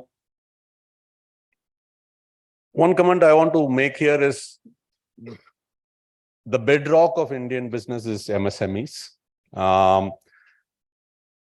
lot of people think that express industry possibly is slightly away from MSME. I just want to highlight the fact that next 60 to 70% of our customers and the volumes and the revenue we get is from MSMEs. There is an interesting reason for it, which is slightly counterintuitive, which is that MSMEs don't have large workforces, large departments to manage logistics. They look at service providers who will manage end-to-end and provide knowledge support and hand-holding throughout the process of their outreach into global markets, either within the country or to other markets within the country or to global markets across the places where they export and import from. And express industry exactly does that. So the footprint of express industry in MSME is fantastic. MSME is core to India's growth in the coming years. And therefore, this is I should call a jugalbandi, which needs to be supported, and that will significantly drive the growth forward. The report by ICRIER and EICI comes at a very opportune time. Yeah, logistics over the last 4 or 5 years comes to the surface. Yeah, one of the biggest positive benefits of pandemic, I keep saying, is the importance which logistics has got and the need for supply chain resilience and need for more efficient logistics and need to ensure that goods are available all the time under any circumstances has been underlined by the last 3 or 4 years of challenges which many of us have gone through. And therefore, it is further highlighted by two big landmark policies and programs which the government has started within the last 12 months. One is PM Gati Shakti, and second is the National Logistics Policy. Both of it squarely puts the spotlight on the logistics space, and in that sense will help policy formation and help us going forward. The other highlight which I want to make is this sector is highly labor intensive. Yeah. When we last counted pre-pandemic, I think we're close to 20 lakh people were employed directly by express delivery services, and maybe twice that number indirectly benefit from the express delivery service running. And over the last 5 years, possibly we've significantly grown as well. So this is one sector which will grow and contribute to the economy by providing further and further employment. Yeah. So therefore, this is a sector which needs that kind of an attention and support. And I'm happy that the report comes at a time where the support is needed for this industry sector. There is a lot which is in the ICRIER report, which talks about the importance of EDS, express delivery services. What are the drivers? How is the roadmap for us to move to 2047, the role of express industry in that? And what are the few things which we can do from a policy point of view? I didn't see anything rocket science in terms of what needs to be done. For example, the big broad topics are in terms of infrastructure, broad topics in terms of regulatory simplification, ease of doing business, how do we become more efficient, digitalization, etc. But the mother is in the details, and the ICRIER team needs to be commended for bringing out the absolute relevant nitty-gritty on the table for some actionable programs which can help us move the next step forward. The focus today is on Amritkal 2047. How do we get there? What can we do to get there? And how the group of people who are represented here, largely from the EDS sector, what is the role which they will play in helping our country move to the dream which we are looking for? I want to assure you that I think as an industry, we are highly committed to this vision, and we will see that happen possibly faster than what is being expected here. Yeah. So we are all pulling up our socks and ready for action. Thank you.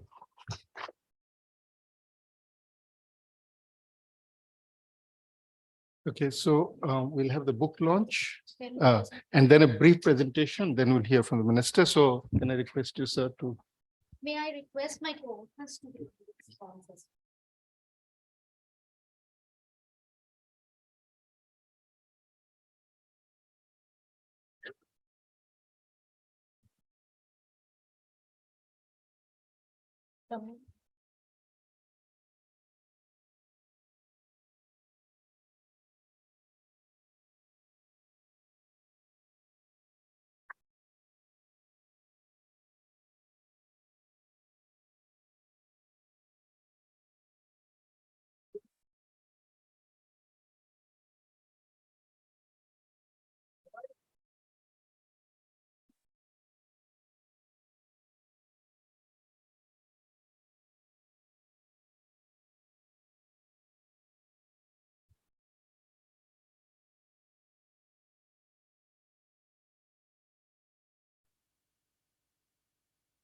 Yeah, can I now request Dr. Arpita Mukherjee to make a brief presentation on the report? Good afternoon, everyone. At the onset, we are very, very grateful to the Honorable Minister Sri Piyush Goyal ji for coming for this event. We are very, very grateful to the Ministry of Commerce and Industry, both to the DPIIT and to the Department of Commerce, to help us to understand this sector. We also would like to thank the custom officers for their valuable inputs into the study report. When we did the study, we found that we were told that, this should be a report that can showcase India into a global platform, because it should be able to bring in investment, it should create jobs, and it should lead to joint innovation. That was the objective which was laid down to us, and it was aligned with the objective of reaching Amritkal. When we started the work, we found that India is already on a high growth trajectory. It is doing very well at a time when the world is not doing so well. Logistics logistic is a sector which has witnessed several path-breaking reforms, and the focus that the government has rightly given on integrating SMEs into global value chain is absolutely an excellent focus, because SMEs globally accounts for 80% of the trade, and that's so in India. Now, where does this EDS sector comes in?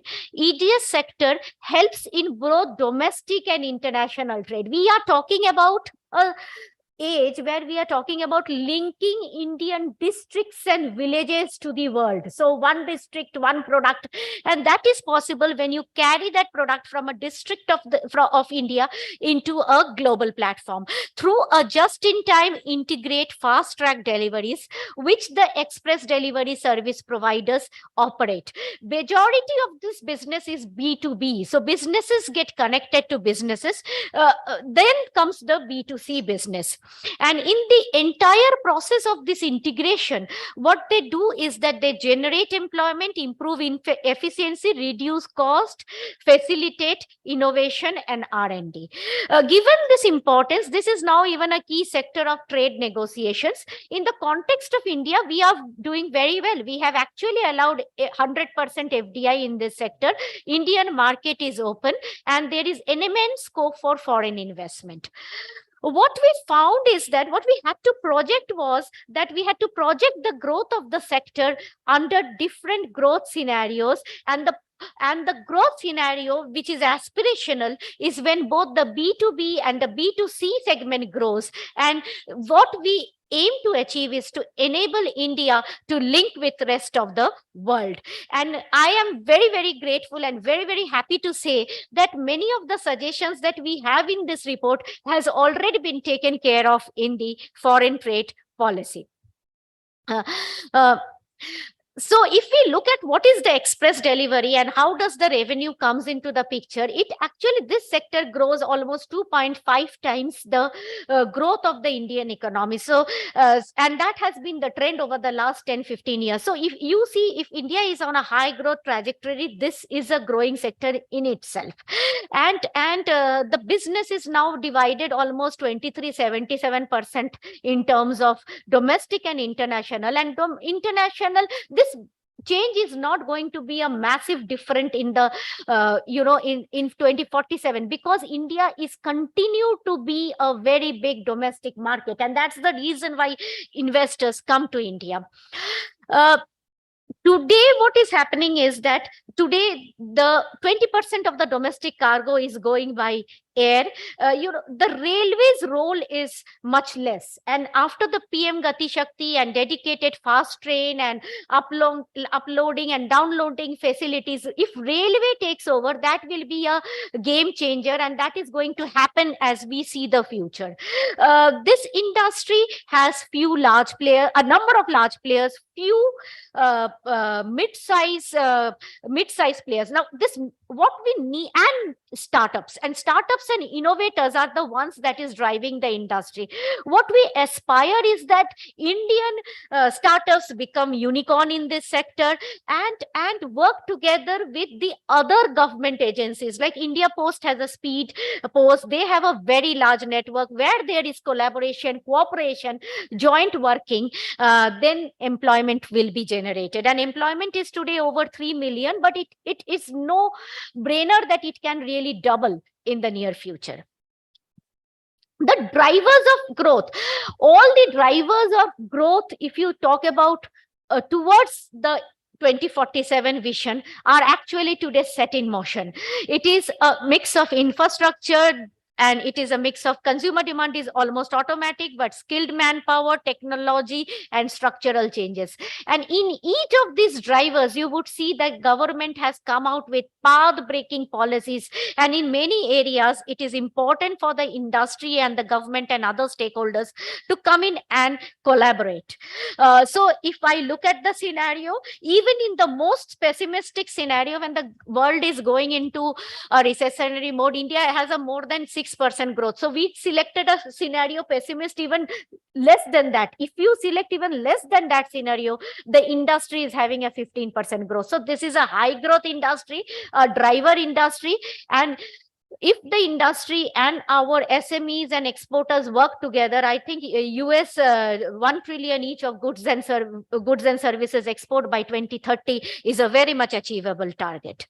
Now, some areas where we really need to think about is, one is that the express delivery sector for ages was thought about as like a premium car. No, they are not. If they are taking SMEs and onboarding, they have to be treated, and they should themselves think to be about efficiency and not a premium segment. And for that, they have to be operating like the logistic providers, and they need everything at par and level playing field like the logistic provider. So if I am a SME exporter, I should have the right to select which service mode I should be taking. Secondly, there is a very good initiative in the foreign trade policy. It talks about something that India probably is some of the only country it has among the competing country that we are competing with, like Vietnam and others, Thailand and others in the markets like European Union, is the value limit. We have a value limit on exports through EDS. It is very interesting that the foreign trade policy already talks about it. It has enhanced the value limit, and it talks about this may be reviewed and removed, because if you're talking about SMEs which are in the handicraft sector, gems and jewelry sector, INR 10 lakhs is very small amount for the products that they carry, even samples. There is one problem. Initially, there was a restriction on import of commodity perishable through the express mode. There was a reason for that, because the airport did not have the cold chain infrastructure. Now the cold chain infrastructure has been built into the airport. So now if the IT system, which is developed jointly by the express companies and the customs, can be linked to the IT system for a better risk management, and then the perishables can come in, it will be very good. The foreign trade policy also already mentions about the allowing drugs and medicines and pharmaceutical. You know, Vietnam is taking over our market for review of dental implants. Like, these are the kind of products that we can bring into this country, do the R&D here, send it back, bring in blood samples, do the research here, send it back if imports are allowed, and that needs to be looked into. But for that, there are three things have to be done. One is that the IT connections need to be there, as mentioned in the foreign trade policy e-commerce chapter, that intergovernmental IT connectivity has to be there. Then we have to have enough officers in the drug controller and others to sit and clear the cargo. There has to be a system of pre-shipment filing process, and there can be joint capacity building, so that enough skilled manpowers are put in the port of entries, because these cargoes come through the air mostly, and some places where India shares land borders with the neighboring countries.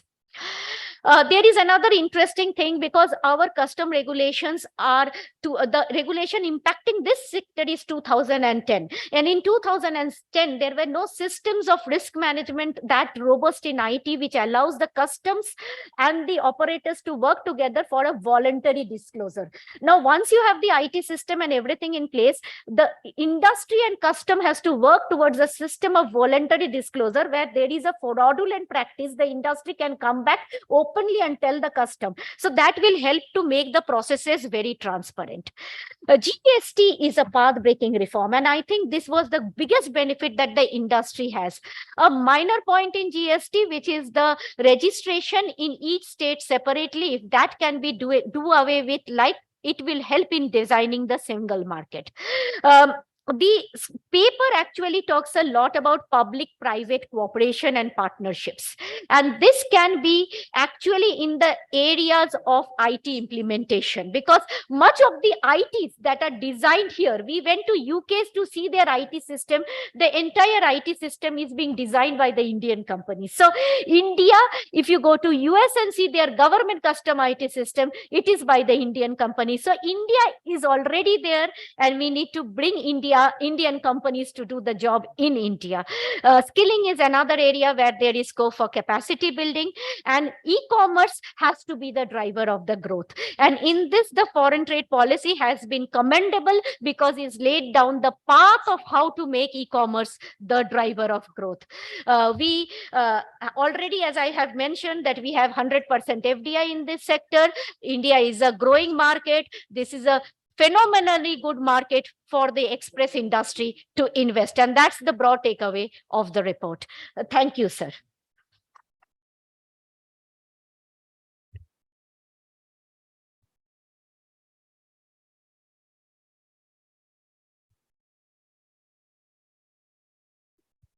Thank you very much, Madam, for the overview.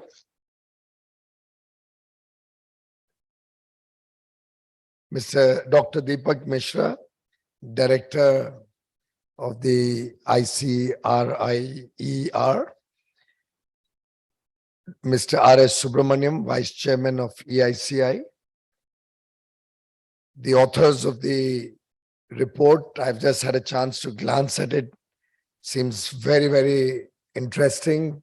A lot of food for thought for all of us, particularly policymakers.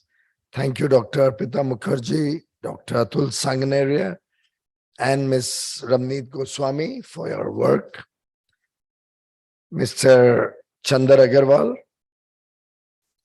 and all the distinguished participants of this express delivery services engagement with ICRIER to come up with a roadmap until 2047. I was seeing the program and I realized that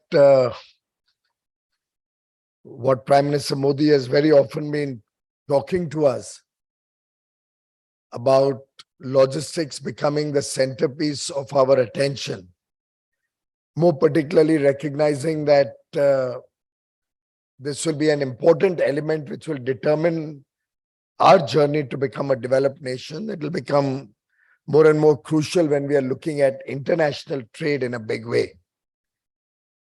Is possible looking at the enthusiasm of the industry. We can make a difference to India's overall logistics ecosystem. And I think if we work together in this spirit of partnership, we can actually implement several of the recommendations, which I could on a very cursory glance see are day-to-day problems that probably I've also faced when I was running industry or importing or exporting goods. In fact, half my work in the government has been very much influenced with my own personal experiences dealing with the government from the other side. And therefore, normally, I would not have expected ICRIER to play that bridge between the government and the industry, as well as I can see in this report. And I'd like to compliment you, Deepak, Arpita ji, and your entire team for engaging with industry and with government and trying to bridge the gap and come up with these recommendations.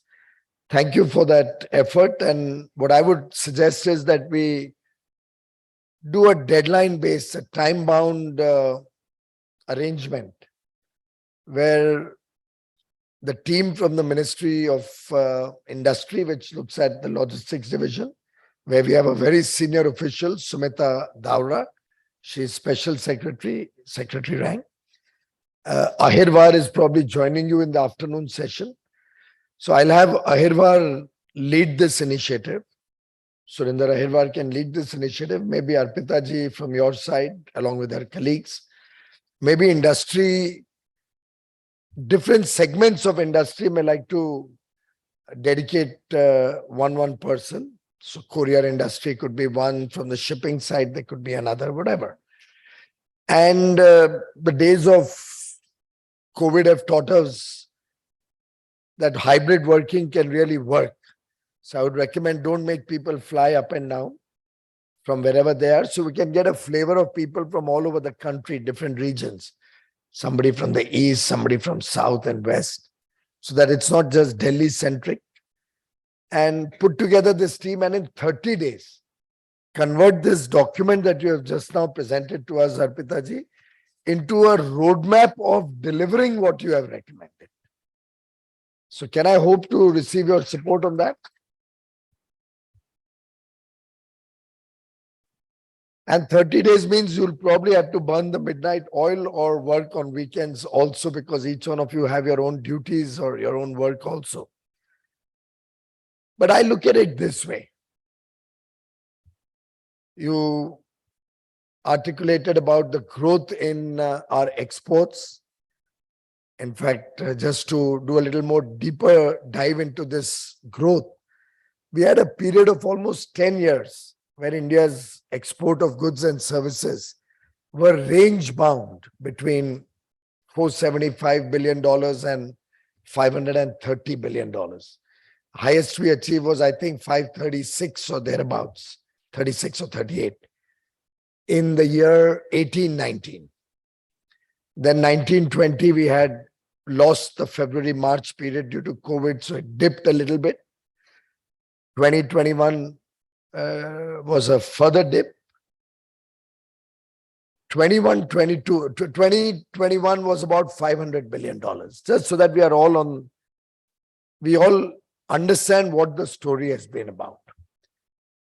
And that 500 was probably 206 billion of services and 294 billion of goods. That was the 500 billion we had. Of course, it was a COVID year, challenges many. And we had fallen from about 513 or thereabouts to 500 that year. Now look at the growth trajectory in 2 years. Of course, the post-COVID recovery gave us additional demand despite big challenges on the freight, pricing, costing, and difficulties of shipping. We were able to grow our goods from 294 to 422. So a massive jump. Services grew from 206 to 254.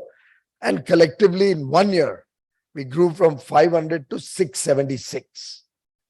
And there was a lot of stress in the system. Most people felt that this is too rapid a growth and will be difficult to even sustain, forget grow. And that had been the historical truth, where we had always had a peak and then gone back a little bit. But one thing the Honorable Prime Minister keeps encouraging all of us to do is A, think out of the box, B, set bold, ambitious targets. What is that? Hairy, audacious goals or something? What is that famous? Big, bold, hairy, audacious goals. And C, don't live in the hesitations of history. Go beyond the past.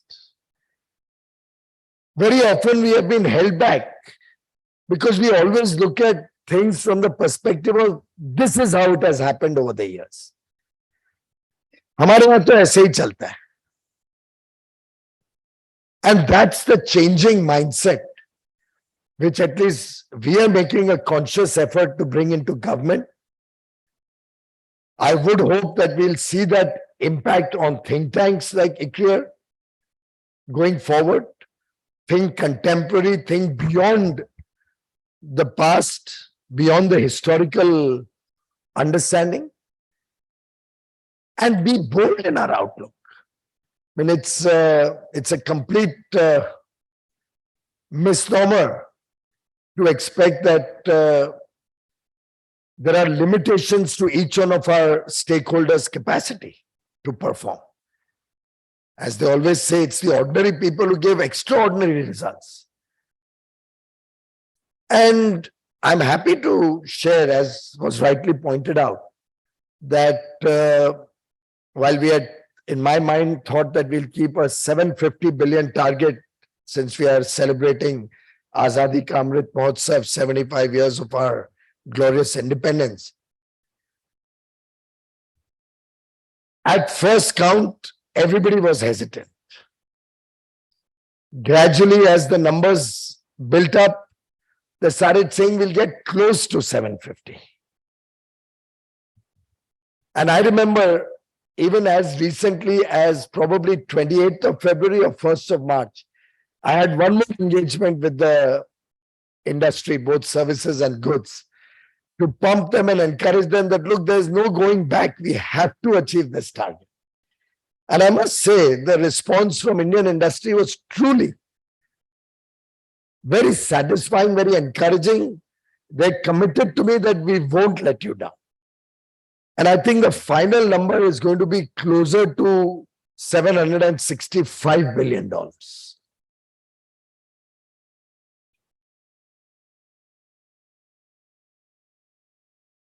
I'm not venturing to make any announcement or anything, but usually the services final number comes with a little time lag. So we'll get the number only about a month or so for March.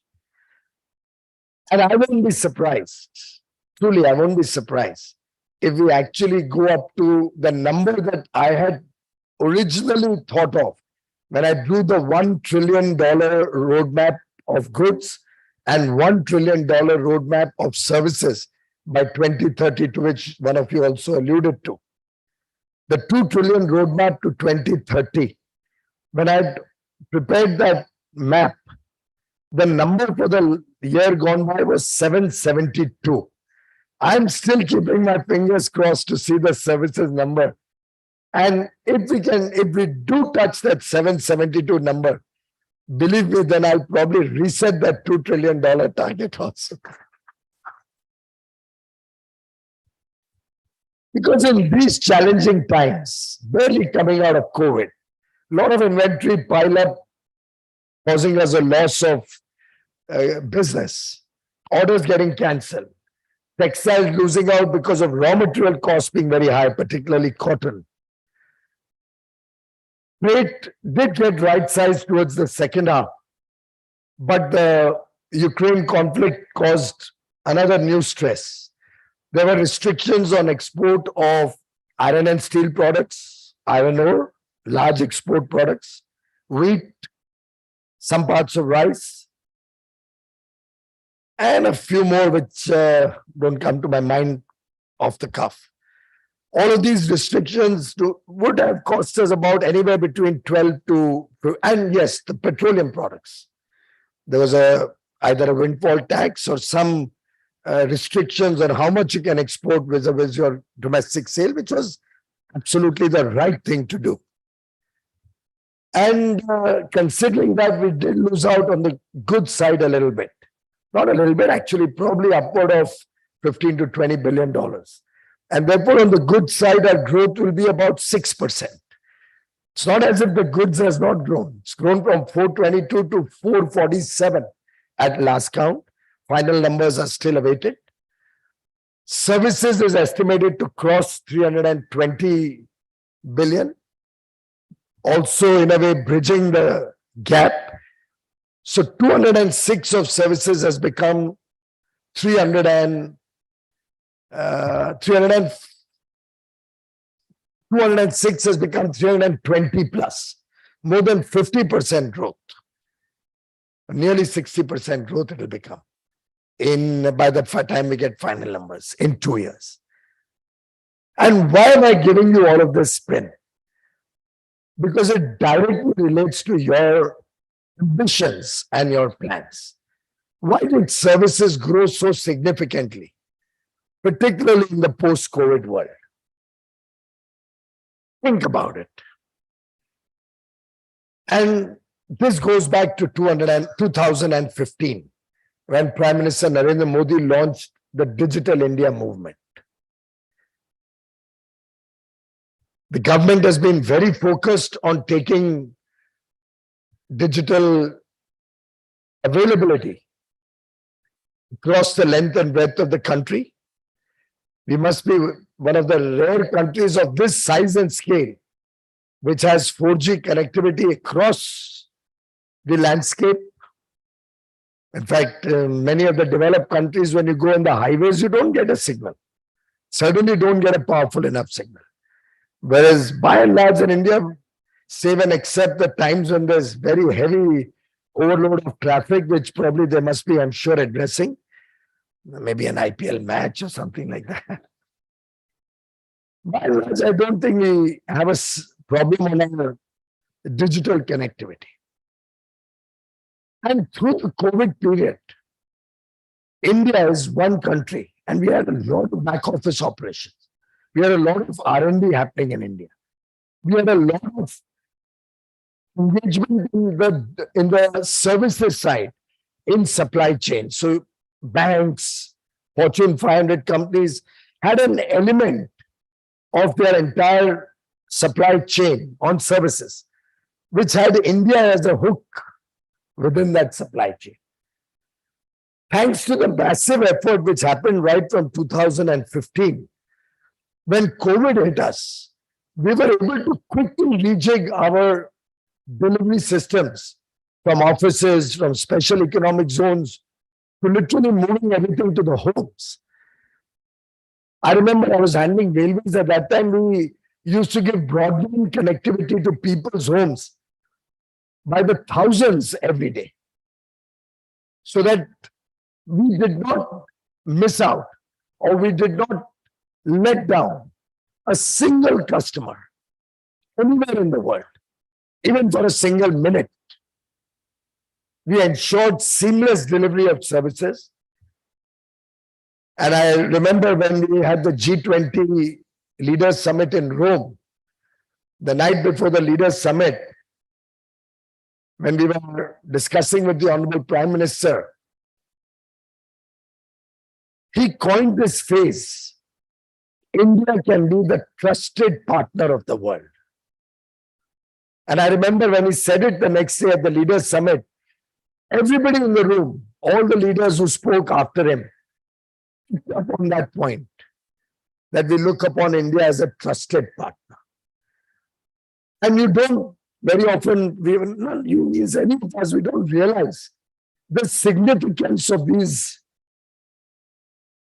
important interventions or learnings or the messaging that goes out.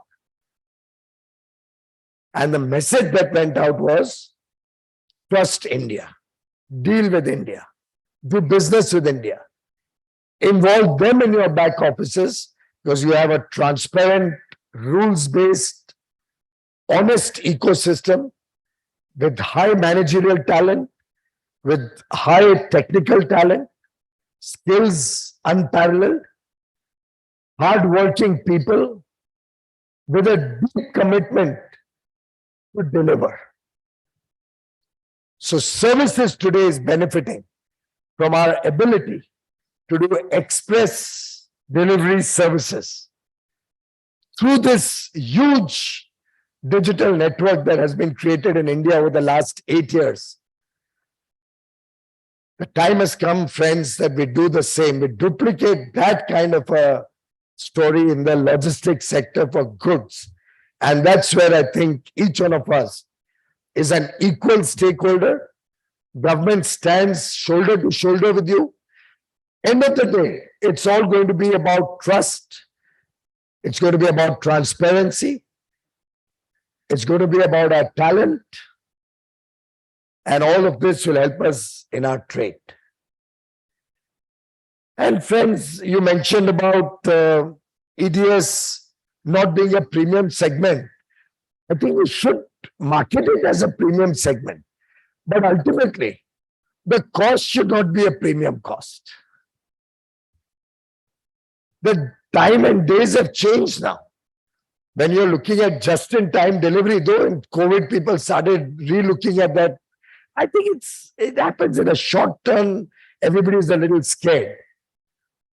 But as we cross the hump, people are going to get back to GIT. GIT is a lot about express delivery of services also because there's a back end. At every element, the steel mill will get coal and coking coal and iron ore, JIT. They would like to produce steel and give it to the component manufacturer, JIT.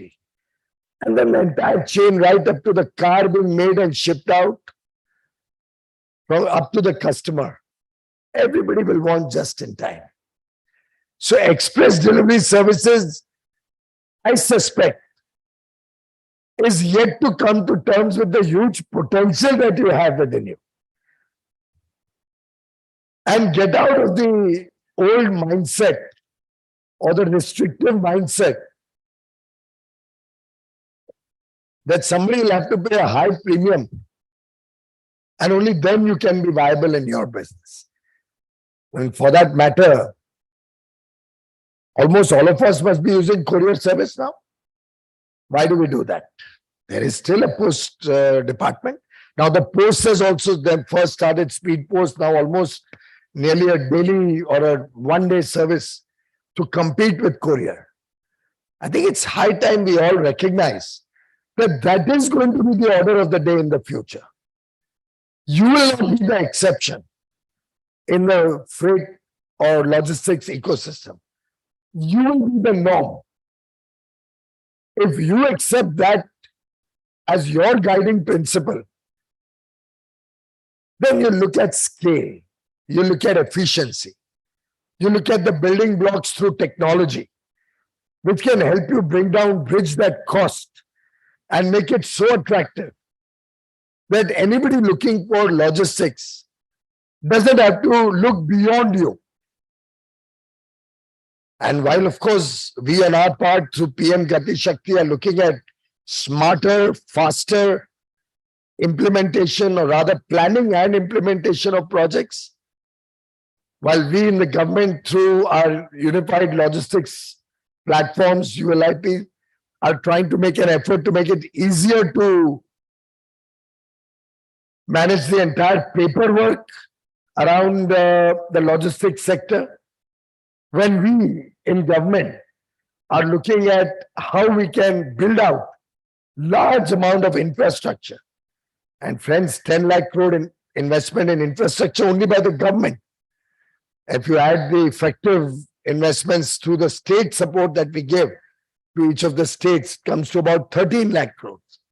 In 1 year, there was a time until not too far in the past, where in a decade the government would not spend 13 lakh crores, which is planned to be spent in 12 months. And this is going up year by year. If you look at the last 3 or 4 budgets, it's almost quadrupled in 4 years. Railways budget, you spoke extensively about railways, because the 2 dedicated freight corridors will soon come up and have a significant impact. During COVID, we were able to, on the one hand, reduce or rather eliminate human loss due to accidents, but we were also able to double the speed of freight trains. And I think it continues to be far more efficient than it was maybe a decade or 2 decades ago. With the DFC coming in, it will get even more efficient. There are other DFCs which are on the anvil, which are being run through PM Gati Shakti to see its viability, which we hope we can implement in a public-private partnership. So the effort is in the right direction.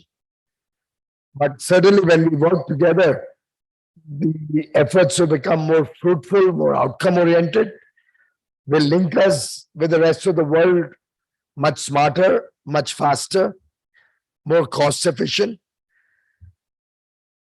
And I can assure you, the Prime Minister's vision for India is truly big and bold. I remember him in one of his engagements where he spoke about all of us witnessing a new history being created. We are lucky to be a part of this generation, to witness the transformation of India. And the entire world, friends, the entire world is looking up to India with hope, with anxiety. and with confidence that we can deliver. So we have truly a huge responsibility on our collective shoulders. But I know our shoulders are very, very strong. I know that India has the capacity to deliver.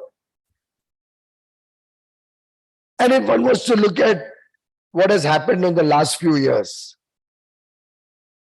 of course, we have an ambitious agenda going forward. And since you also played on the 76th year, you did that? He did that. I had not thought of it. I was still looking at the 75th year. But I just, I'm a little scared to say 76th ka industry ye na soche ke 77th year mein 770 hi karna hai. So while we are looking at bold goals, I'll share a small incident that happened. And since you also spoke about startups, we were having a startup advisory council meeting in Bengaluru about 2 months back. All the top venture capitalists, startup entrepreneurs, policymakers, all were there. It was a 2-day conference. And I was articulating the agenda of the government, or the way I see the Indian economy, or the government sees the Indian economy grow in the years to come. On a business as usual scenario, India will be a $32 trillion economy in 2047 when we celebrate 100 years of independence. Maybe ICRIER can also help us validate that. But I've done a lot of maths, I've done a lot of modeling. Many senior officials in government have done a lot of modeling. There's no question that we won't be a $32+ trillion economy by 2047, literally on a business as usual scenario. But considering the strong foundations that we are setting or putting into place in different elements of the business cycle, given the way we are looking at internationalizing our trade much faster, the free trade agreements, the effort to make India's exports self-reliant, the effort to encourage growth in goods and services, all of this gave me the confidence to suggest in that meeting that I see the number more like 35 to 40 trillion by 2047. I remember a lady in the right, sitting on my right, and she made the right noises, of course. She said that, sir, when we are looking at 2047, it would be appropriate to aim that the Indian economy should be a $47 trillion economy. And I love that. That's what we need from the young generation today. We need them to think big, to think that we can really achieve extraordinary results. Don't leave it for us, Chandar accepted, but the rest of us. Really, we are dependent on all of you to force us to perform more. You give us that drive, you push us. Our children push us. The young boy or girl of today is truly an empowered individual. The startups, case in point. Who would have thought 7 years ago when the Startup India mission was launched that from 4 to 110 plus 115 unicorns in a period of 7 years? So many more unicorns well on the way. Some failures also, but what's wrong? Failure is the stepping stone to success, they used to tell us. I don't know anybody, there might be somebody who's always lucked out in this room, but by and large, I have not known any businessman who's not had a failure. Any entrepreneur or innovator or scientist or developer who's not had a failure. I've had my fair share of failures. When politically we were down to 2 seats in the Lok Sabha in 1984, 2 seats. Mr. Vajpayee lost. But we didn't give up. Nobody sat at home.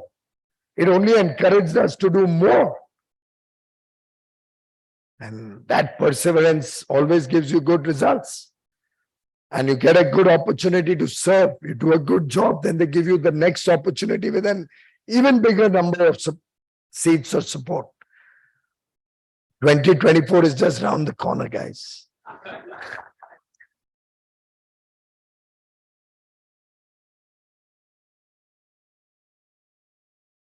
And in a way, the 9 years of Mr. Modi's government is one of express delivery.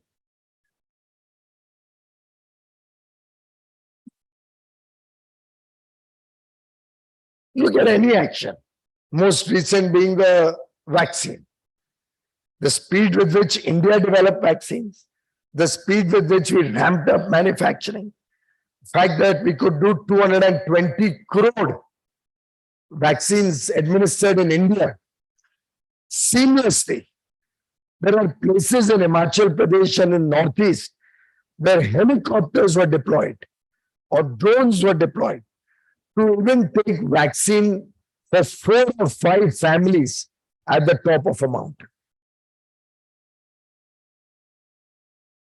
Apart from that, we, of course, responded to the needs of less developed countries, the Pacific nations, the Caribbean island nations, the African nations who needed vaccines. I'm told nearly 27, 28 crores were exported at affordable prices or in most cases free of charge. Look at Turkey when they had the huge humanitarian crisis, the earthquake, series of earthquakes. India, and they are not our best of friends. I think we all know that. India was one of the first countries. Prime Minister Modi was right on it that send the NDRF teams there to help. In a humanitarian crisis, you don't look at other geopolitical issues. When Afghanistan needed wheat or food, we were the country to provide it despite all the difficulties in our relationship in the last year and a half. When we go into the speed of delivery of various public programs, UPI, huge example of express delivery of services on the financial services side. Because after all, by democratizing UPI and the payment systems, not only have we saved the country from large amount of transaction costs, we made it so affordable today that probably moving money has become at a zero or minuscule cost. But we've helped so many people, entrepreneurs, startups, banks, get an opportunity to play a part in our digital India or the financial inclusion program or moving payments to the digital world. But I think the last figure I saw was something like 800 crore 800 crore digital transactions in 1 month. Is that right? It's 8 billion. 8 billion is 800 crore. So 8 billion transactions in 1 month. Total amount was some 125 lakh crores. Has moved, payment money moves multiple times. 8 billion transactions in 1 month. It's probably financial transaction. This is only possible because of UPI. Who had ever imagined that India will have a system where 80 crore poor people will not need to carry their ration card in their pocket. This is their ration card. Their Aadhaar number is their identification. Nearly 98-99% of India has an Aadhaar number. Suspect all of us in this room will have an Aadhaar number. You just need to know your Aadhaar number and your thumb impression. And out of 80 crore people, each and every one of them can walk up to any fair price shop, and there are 500,000 of them anywhere in the country, and get his eligibility for free food grains under the Pradhan Mantri Garib Kalyan Ann Yojana. So that nobody ever has to sleep hungry in this country. Isn't that express delivery?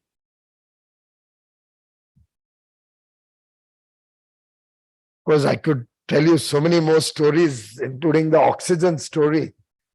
How India, which everybody was concerned that we'll never be able to meet the needs of oxygen. That was the only thing that really worked during COVID. We used to make 700-800 tons of liquid medical oxygen every day, 700 or 800 at best. In a short span of time, the demand for oxygen rose manifold. We were able to ramp up, and it's not only producing, production and distribution of liquid medical oxygen from 700-800 tons a day to 9,000 tons a day. Who would have thought a developing country with scarce resources can manage to do that? And I remember Prime Minister would come up with an idea a day. So one day he would call up and say, okay, can we not use the planes of the military or the Air Force to transport oxygen? And the Air Force was aghast.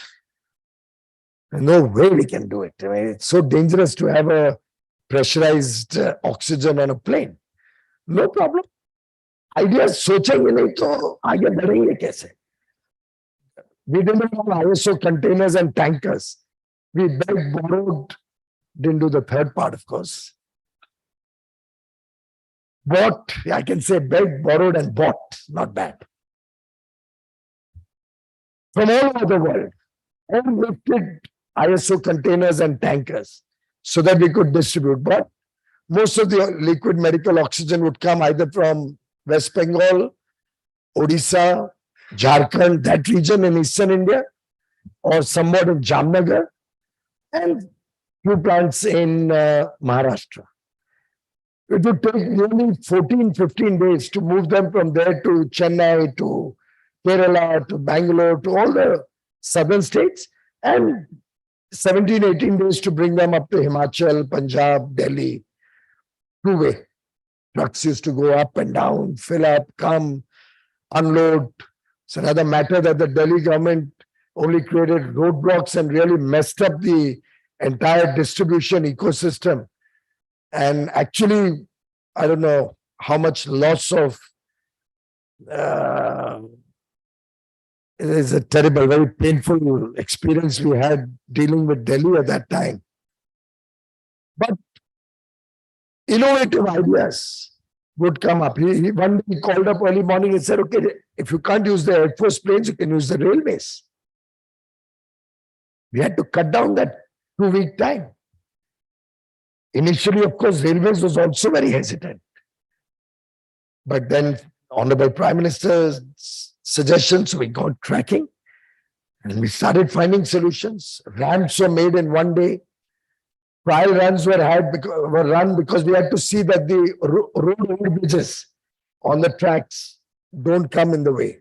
So with empty tankers, I was very much a part of that journey when all of this was happening. Ran trains. You're a railway officer originally. That's right. So we ran those trains. Many places met with a dead end, looked at other routes, घूम फिर के रास्ते निकले. क्योंकि काम पे लगे रहे. We didn't give up. And we found the route by which trains could go. Then we found military cargo wagons, which had a low undercarriage, on which the truck itself could be loaded. So that you save time.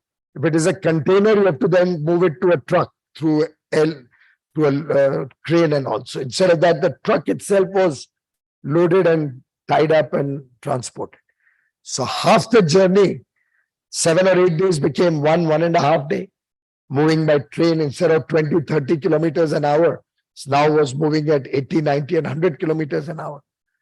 We brought down the time to by 5 or 6 days on the journey going up and about 5 days on the journey coming down. So 14, 15, 16 became 10. Then the Prime Minister one day calls up and says, okay, fine, you guys said you can't take oxygen-loaded containers on your planes. पर खाली container तो लेके जा सकते हो, उसमें तो कोई प्रॉब्लम नहीं है। देखिए, मैं आपको सिर्फ इससे ये शेयर कर रहा हूं, मैं चाहता हूं आप लोग भी ऐसे इनोवेटिव सॉल्यूशंस पे काम करें। अब कुछ लोगों को अभी तक ये नहीं समझ में आ रहा है कि कितना इनोवेटिव और कितना आउट ऑफ द बॉक्स और किस हाई डिग्री के इंटेलिजेंस से, आप बताइए, आप में से कोई इतना सब सोच सकता था? किसी के मन में आया, मेरे भी मन में नहीं आया कि भाई अच्छा चलो, आपने भरे कंटेनर नहीं लेके जा सकते हो, एम्प्टी तो लेके जा सकते हो। तो you know what we did, the container would be empty there, और the truck would be ISO container, or the tanker would be emptied in the place, would go to the nearest Air Force base or airport, be loaded to the plane, go to the place where it was to be loaded. By that time, trains were kept parked. We had sufficient trains. COVID ke time pe trains were not running at full capacity. It would immediately load, come to the train, and loaded containers would move by train. So 16 days or 14 days or 18 days on the empty journey came down to few hours, and on the tank filled up came down to less than 2 days. And can you imagine how many thousands, maybe lakhs of lives we were able to save with this faster turnaround? Because there was no way we were able to reduce that 16 days otherwise. There was a shortage or a limitation to the amount of tankers and containers we had. We had converted all nitrogen, all argon tankers, all industrial oxygen tankers also to medical oxygen. All that purging was done, certification was done. Despite that, the sheer volume moving from 700 per day to 9,000 per day, moving through 3,000 kilometers, 2,500 kilometers both ways, was such a humongous task. But through the elementary ideas that Prime Minister Modi would come up with, and these would usually come up early morning. तो हमको दिन भर काम पे लगा देते थे. I'm just sharing this with you because that's what this government would like to see in the logistics space also. This is all about logistics, but see it in your business logistics space also. I think it's going to be about speed, about efficiency, about transparency, and ultimately earning the trust of the nation, of the world, of all the stakeholders. Speed will determine the success story of India. This is going to be India's century, as many eminent people have been saying. The delta from a $3.5 trillion economy to a 30, 35, 40 or even $47 trillion economy is so huge that we need 10 times the number of people who are in this room to be really coming up with newer ideas, newer ways of doing work.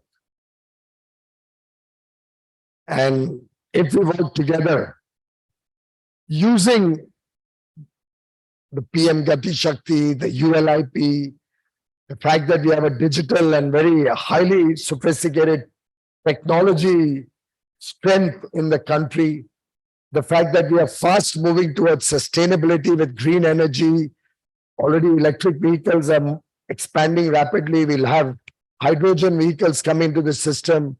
Ethanol is already 10% blended, will become 20% in the next 3 years. Mr. Gadkari is also looking at 100% ethanol cars, driven cars and trucks. So a lot is being done on sustainability, which would give us that edge when we are doing our international trade.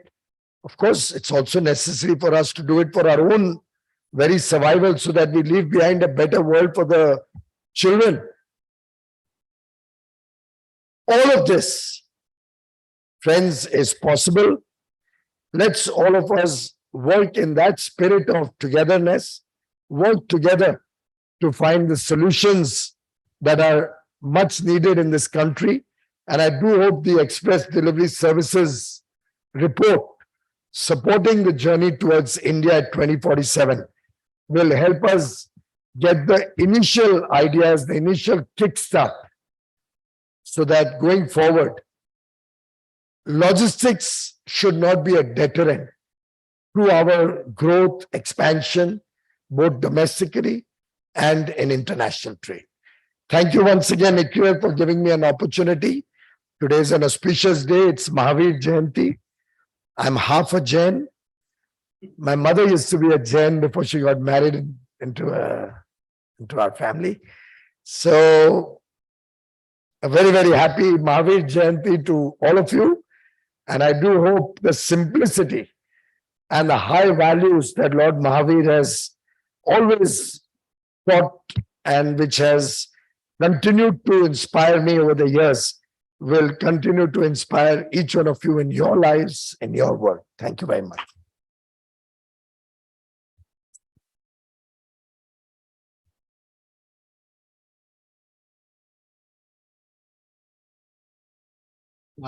Can I, before Mr. Agarwal, you go, can I just say 2-3 things just based on what you said, sir? It was wonderful to hear you. I think your passion, energy, your optimism is just contagious. I had seen that, heard you many times, but this was wonderful. And I think by being so decisive and action oriented and giving us a very express delivery target to produce something in 1 month is terrific. I think we'll be delighted to work with the industry and with the ministry and others to produce this thing before May 4th. So thank you very much.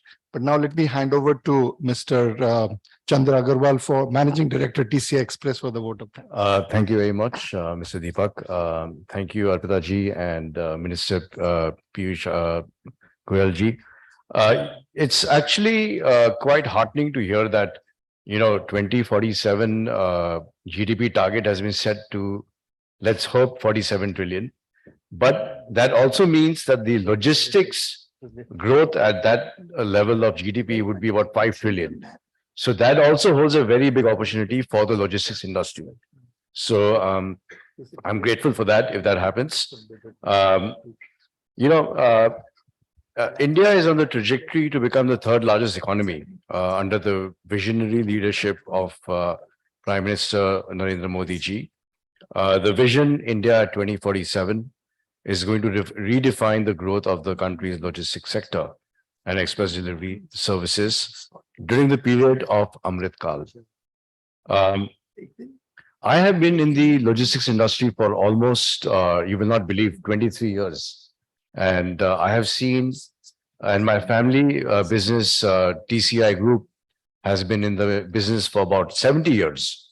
So we have seen, we have transported, like goods on bullock carts to, at the moment on the high-speed trucks, EV trucks, and even rail. So I have seen that transition happen as to, when I joined the logistics industry in 2000, how by 2016, when the GST came in, the entire new opportunity of logistics opened up. Who would imagine that logistics industry would be of such a high scale, of high value in India? I mean, if you look at the numbers now, even at 15% GDP of the 3 trillion economy, that's about $450 billion. So it's a huge opportunity. And this was not possible, before, in the days of, pre-GST. So I think India, because of that, has now become one of the fastest growing market in the world, and also becoming a major logistics hub as we go along. It will be contributing a significant portion to the country's GDP. And the express industry has historically grown almost 2.5% of the GDP. So in essence, if, it's more of a higher target for the express delivery companies. If you're growing at, 10%, express companies should be growing at about 20-25%. So it's a very, formidable opportunity for all logistics players. The major initiatives taken by the government, led by Shri Narendra Modi ji, such as the Gati Shakti, the National Logistics Policy, multimodal connectivity, all the logistics parks of freight corridors, greenfield expressways, they all would drive the growth of the express delivery services in India. And it would also push the country towards one of the top logistics markets in the world. And this market is not going to be a saturated market. You know, as the unorganized moves to the organized, we will see that the opportunity for everyone is opening up. India aims to become, well, now not 17 trillion, but 30 trillion plus dollar economy. And it will be a force multiplier towards achieving the ambitious goal through the logistics policy. The growth of EDS would also enable the Indian industries providing just-in-time services, reducing delays, and enhancing our global competitiveness. We will be driven by the 5 pillars. And of course, number 1 comes infrastructure, demand, skill, manpower, technology, and industrial growth. So we will see that all this is happening.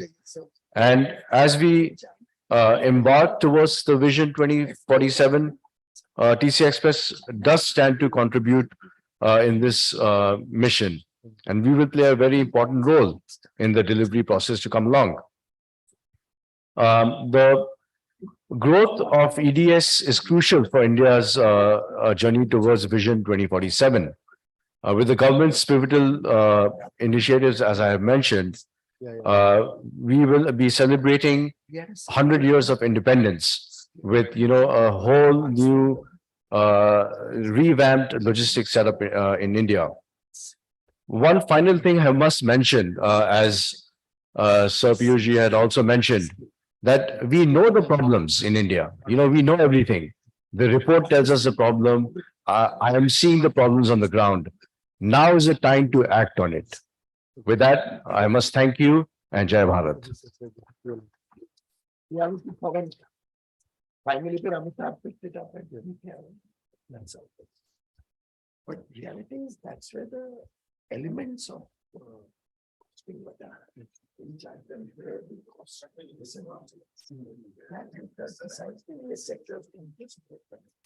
Thank you.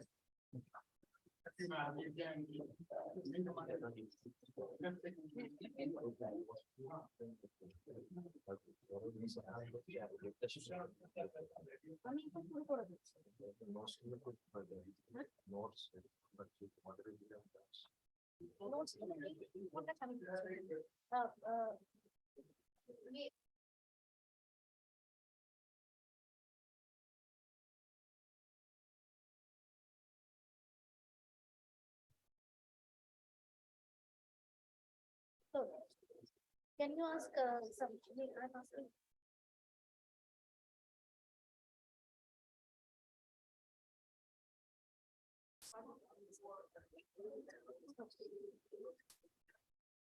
We will begin with the panel discussion on PM Gati Shakti and Express Delivery Services supporting India's growth journey shortly. Can we change the dais, please?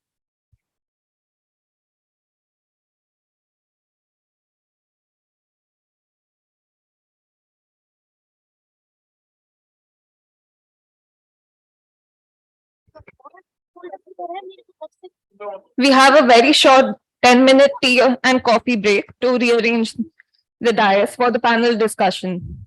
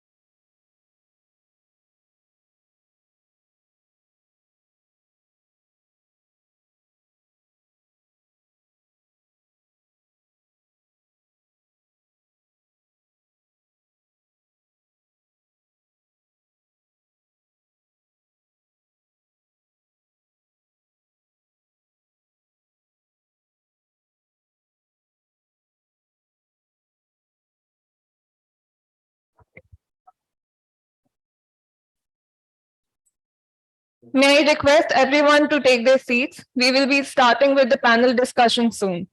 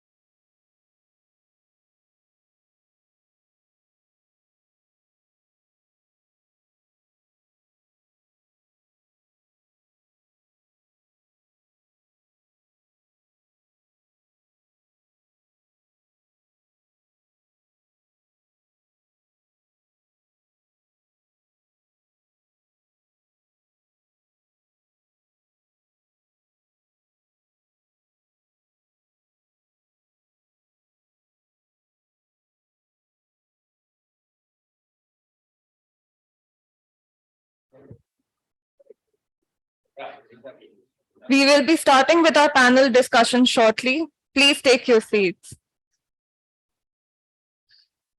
For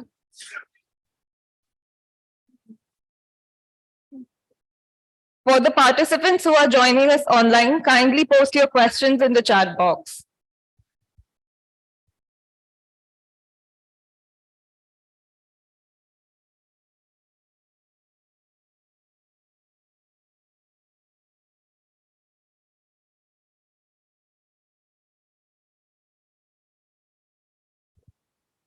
Can I request the panelists for this session to please come and take your seats, and I'd also request people who are outside to please come in quickly because we are on a very tight schedule, and some of our online speakers have already joined this meeting.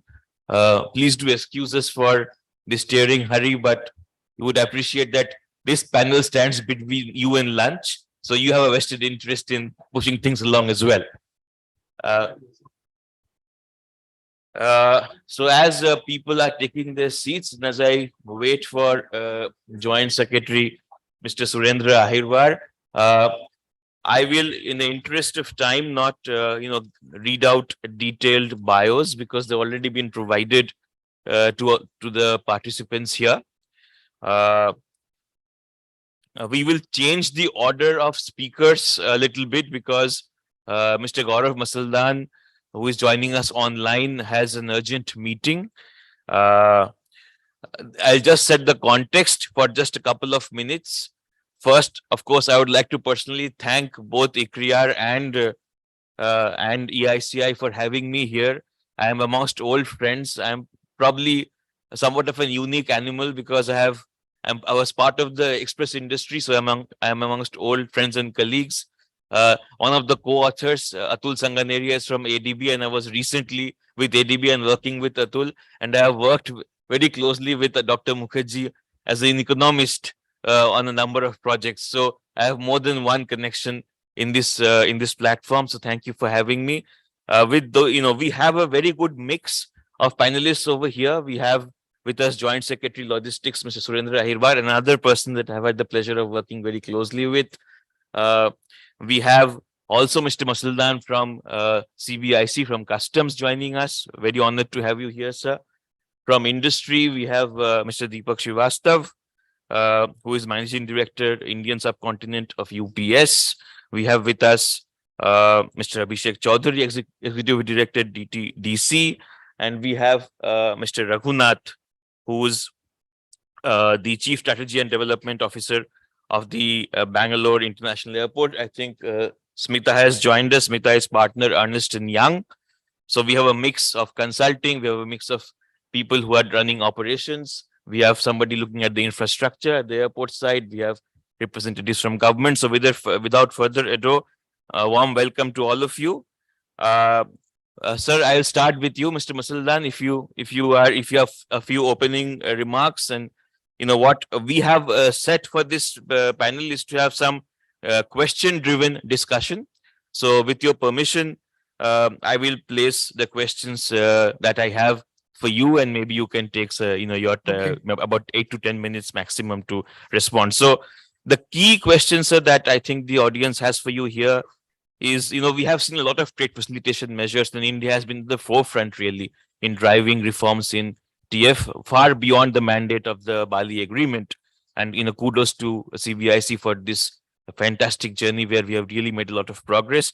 But what this audience would specifically like you to perhaps give a broad flavor of is that with e-commerce in mind specifically, we have this huge challenge that cross-border e-commerce is increasing exponentially. The volumes are increasing very fast, and customs has to meet the mandate of securing borders, but also facilitate this trade. So, with specific to e-commerce, what are some of the things that CBIC is considering to do in the next few years and decades? Thank you so much. So, thank you, Preetham. Thank you, ICRIER, and thank you all the others, and a very good afternoon to all the other panelists who are there. So, coming straight to the answer to your question, I think CBIC is basically looking upon itself as now more of a trade facilitation agency than a purely border control agent. Of course, we have to manage the risk of in global supply chains so as to secure the borders. But at the same time, more specifically with respect, we've done a lot of work, as you already mentioned, in terms of trade facilitation, particularly over the last 4 or 5 years. But I think specifically in terms of courier services, we are looking at making it, more oriented towards a manner that it is directed at e-commerce. In the sense that you would be aware in the recent past, we've come up with a lot of work on the postal side. We are coming up with this hub and spoke model in consultation with the postal department. The electronic postal declaration regulations are already in public domain, and we have about 122 post offices which have been identified all over the country where that can act as significant places where a lot of e-commerce activity can be generated. Other than that, I think many of your the panelists as well as members of the audience would be aware, more specifically for the gems and jewelry sector. Last year in the month of June, we had actually notified a standard operating procedure for export of gems and jewelry and precious stones, as well as re-import thereof, a very simplified procedure which will be allowed through the courier mode, and which will permit faster export as well as re-import, which was a long-standing demand of trader industry. Now, these are some of the things that have happened in the recent past. Besides that, of course, you're aware that since 2015, all courier bills of entry are more or less assessed on the electronic cargo clearance system, which is specific to courier. We have in place since 2019 a risk management system, which means that most of the bills, both on the export side as well as the shipping bills, they are facilitated to a large extent. On the import side, the figure would be something like 70 to 80%. And on the export side, it's almost 95 to 96%. So that's something significant, but that is already done. Going forward, I think we are looking at 2 or 3 more specific things. One is, of course, enabling data exchange with the e-commerce operators so that, we can manage our system better in the sense of having more information so as to manage the risk as well as facilitate better. Second thing is we are looking holistically at pre-arrival processing. And I think that's something that will be of tremendous advantage, particularly to the e-commerce sector. So these are 2 things that significantly are on the cards. And the last, of course, but not the least, currently, as you're aware, on the courier side, we do not have consignments which are to be looked at by partner government agencies. So we are looking at the prospect of introducing single window as well as on the courier and the postal side. So I think that will give a big fillip to this whole exercise of promoting e-commerce. So as far as CBIC is concerned, I think these three things are particularly something which is in the offing. That's it. Thank you. Thank you very much, Mr. Masallan. I think some of the things that you mentioned, as you can already hear the applause in the audience, are music for the ears over here, because some of the things that actually were recommended in the report. So this integration with partner government agencies, as you would understand, a lot of the perishables that come in, a lot of the biomaterial that come in require these approvals, and therefore that's extremely important for this industry. And also what you mentioned about this linkage with e-commerce players that will drive RMS, of course, further. I think one additional issue that is that I would like to place on the table on behalf of industry, the discussions that we have been having, is the issue of voluntary disclosure. Looking at global best practices, where because the courier firms can be your eyes and ears, your partners, and in fact this industry has played this role very proactively. So perhaps that's an area that we can further, as an industry with you, they can look at. Of course. Actually, Preetham, if you allow me to respond, I think the biggest takeaway, that we had, or I in particular had during the peak of the pandemic, which was last year, 2021, in the summer of 2021, I think if there's one sector, one industry which really stood by CBIC, and I think it was, of course, a two-way process, it was the courier industry. I remember taking meetings regularly throughout the day, and without a single exception, I would say all the representatives of all the courier companies and their apex bodies, etc., they were all with us one-on-one. And those were times, when people actually just poured in and their very best and gave their very best. So not only were we interested in customs clearances, I think we ourselves became interested in last mile delivery. And the courier companies understood that message very well. So I remember that we cleared, I don't know, the exact number, of course, is right now not with me, the oxygen concentrators. And the one thing that we must remember, in terms of these expedited shipments is that there are three things. One, this is time sensitive. Secondly, this is door-to-door delivery. And thirdly, these are personal imports. So you don't have people who may be very knowledgeable in terms of knowledge of laws and procedures. So I think there the role of the courier industry is extremely important. So they are our actual bridge between their consignor, consignee, and customs.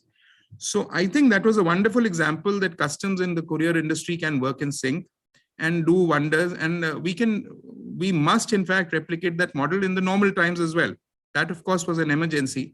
But going forward, this was an excellent example for us to, just look upon for the future. That's it.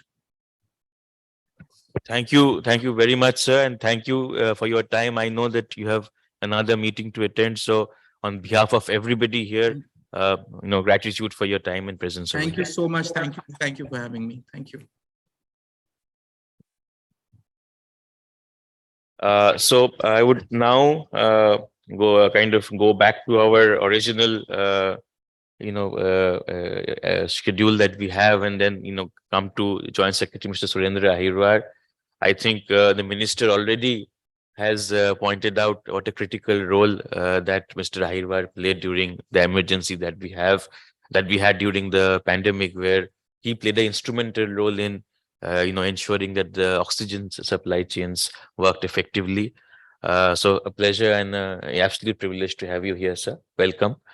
I think we have a couple of questions for you. So I'll start with the first one.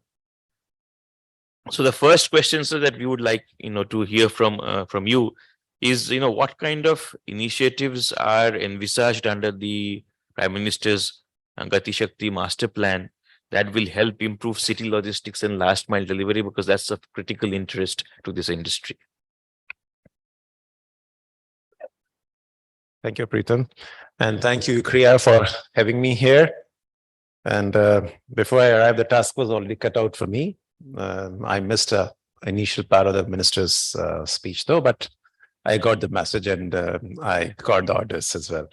And it's really happy to see, if I look at the summary of the report, I'm really happy to report from my side on the report that all the observations which have been made in the report as the actionable points, it is a kind of validation of the PM Gati Shakti initiative, which consists of two parts. One is the National Logistics Policy, another is PM Gati Shakti National Master Plan. So it's a kind of a reflective of that combo and the initiatives or sub-themes under that larger theme of PM Gati Shakti, which looks at integrated development of infrastructure, just not in a speedy manner, but also to ensure good speed for the so-called express delivery. And same applies to the National Logistics Policy, which primarily looks at development or creating ecosystem of services in the logistics sector, which can also catalyze or fulfill the demands or requirements of the express delivery sector. And added to that, the focus on technology, which is there today, just not as an intellectual input, but as a requirement. It's an essential requirement today for attaining that speed in either developing infrastructure, creating services, or attaining that efficiency in the services, or in particular, express delivery. Now, the culture of express delivery is just not confined to the express delivery sector or the services sector, but the need for speed is there in every sector. And if I say, if the logistics sector in particular, it is there as a primary concern and a first parameter for delivering any kind of goods or the services. So it runs through the entire sector, the entire profile of the logistics sector. And what the government is tending to do through PM Gati Shakti National Master Plan and National Logistics Policy is keeping focus on promoting, catalyzing, or enhancing the activities, the pace of the activities which are already happening for development of infrastructure. I call it public common infrastructure or physical infrastructure, developing common digital infrastructure, developing common services, and also rationalizing the regulatory processes, which are largely based on trust. Now, if I look at these first 3 or 4 things, which I just said, they are quite dependent on the inputs in form of the financial or the physical inputs for the development of attaining the speed. But the last one, which I should say is the first parameter, which will ensure the real speed in the express delivery sector, that is called trust. The things which are trusted, the services which are trusted, the people which are trusted, who are trusted, they are definitely allowed to move fast, right?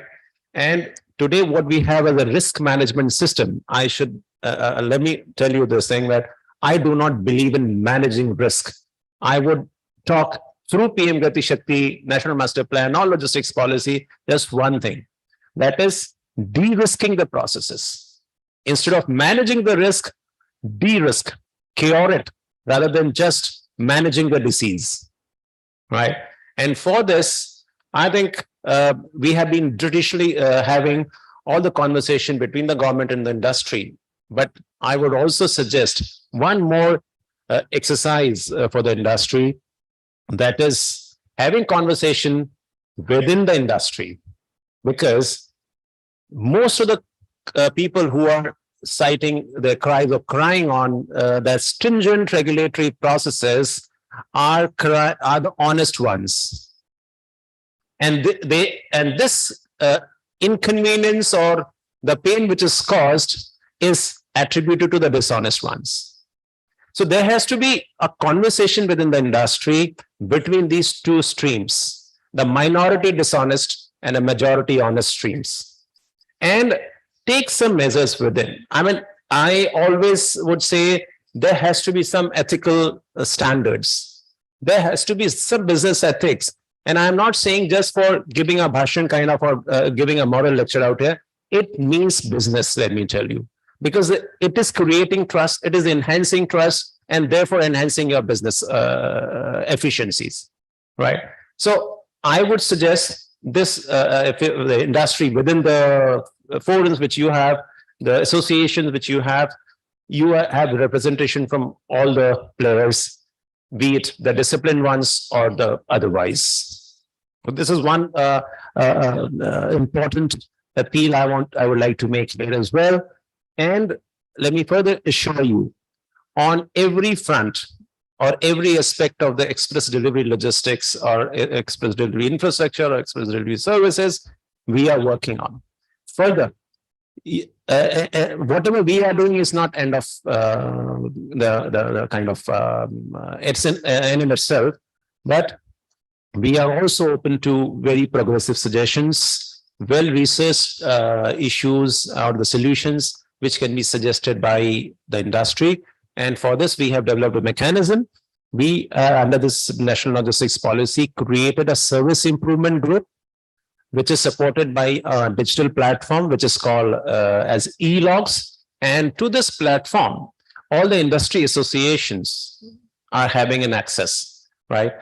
We have given at present around 20-25 associations this access to, and we will further consider if more associations want to be part of it, they can be there. Now, once the issues or suggestions are given on this e-logs platform, they are synthesized within the government.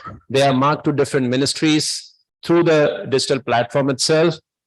And the ministries are bound to or obliged to examine those issues, give their opinion in a time-bound manner, and then a decision can be taken in the meeting of the service improvement group. And the service improvement group is a kind of empowered group, which is represented by all the concerned ministries, the departments, including the customs, the regulatory infrastructure ministries and department at the joint secretary level. So that's quite a high level. And then they will also do the necessary processing within their own department on various issues to find a solution to the problem, or maybe realize that suggestion which has been given by the industry. So these are a couple of initiatives, but we are in a continuous dialogue through various mechanisms with industry. No, thank you, Joint Secretary Mr. Ariwa. I think that really brings to the fore, I think, a critical issue that this industry has always taken the lead on, and how to build trustworthy networks. Because, as was correctly mentioned by Mr. Masallan as well, that a lot of their touch points is with individual consumers, in fact, individuals, and it is providing an end-to-end service requires them to build trusted networks across multiple stakeholders. So I think this is something that the industry will be able to drive. So quickly, if we can have a couple of minutes of your views, one of the things that came out in the report was, how does express industry use rail more as a mode? It's typically largely dependent on air for most of the long haul and medium haul requirements, and on road for short and medium haul. Rail doesn't play much of a role, and you would recall, sir, there were attempts in the last 4 years through logistics division to see how this could be taken forward. So your views on that, sir. What are some of the steps that could be taken? You guys are the marathoners, sprinters in the midst of marathoners, right? And if you look at the railway, the conventional system, it's also it consists of bundle of services, right? It's just not long distance bulk goods carrier or just passenger carrier or value-added services for the passenger, but it also has the services, and they're ready to have even introduce more of them, the value-added services for the cargo as well. And there have been experiments like, though things have probably not moved that fast, and then, however, there have been, the parcel trains, the express delivery services given through those leased SLRs in the railways. However, I think there's a case for even combining the express delivery services with the newer trains which are being introduced in the passenger segment, and most of these services, because they are value-added services for the passengers, generally the cargo carriage does not find that place and therefore even the SLR is also not attached to that. But I think the feasibility of even having some of the carriage of parcels in such trains like Vande Bharat or even Rajdhanis, Shatabdis, that can be worked out. But yes, we'll have to find a right solution. Like in the airways, in the civil aviation, the passenger carrying aircrafts also are carrying the cargo in the bellies of their own. Now, we'll have to find some very innovative solution if such bellies can be created in the railways also, right? When we are into designing the coaches, or wagons, of course, are not relevant for you, but when we are designing coaches, we are primarily looking at the requirements for the passenger transportation, right? I think there has to be maybe some startup tomorrow emerge out with some solution wherein we can use some dead space available in the passenger coaches for carriage of such value-added parcels. And I can tell you the speed of the Rajdhanis or Shatabdis or Vande Bharat for the express cargo can only be attained if this particular segment is combined with the passenger services. Otherwise, I don't think you can run dedicated cargo services with that speed which a passenger train is moving at, because the most important currency of railways is the section capacity. And the section capacity, when it comes to allocation of the section capacity, the first priority is only given to the passenger transportation, right? Unless we have a dedicated passenger segment or the sections and dedicated freight segments, I think we cannot be tending to attain that speed which you expect in case of express delivery. However, local or hyperlocal systems can still be tried. I was informed that the regional transport, the railway systems which are developing, they are considering transport of the value-added cargo or within the smaller region, especially the e-commerce related cargo for short distance by the same systems, same services. Maybe the passenger services would be operating in the daytime, and the nighttime they might be applying these services for transportation of these parcels and the couriers. So maybe that may be a big opening for at least the local or hyperlocal delivery services. Yeah. Thank you so much, Mr. Iyer. I think that opens up an opportunities for the industry to innovate on how to manage platform, management for these goods, for these, fast passenger trains, how they can be loaded, offloaded safely without disrupting the passenger services and perhaps go forward. So thank you. I'll now move on to Mr. Deepak Srivastava, who is the Managing Director, Indian Subcontinent UPS. Mr. Srivastava, what you would like to place in front of you? What are your thoughts? What are your expectations from the foreign trade policy that has just been announced? And what are some of the best practices of other countries which you would think, given your wide experience, that India can look to learn from implementing over here? First of all, thank you, Preetham, for having me here today. And I want to congratulate ICRIER for the release of report today. Congratulations, everyone. And really glad to be part of this panel today. Thank you very much.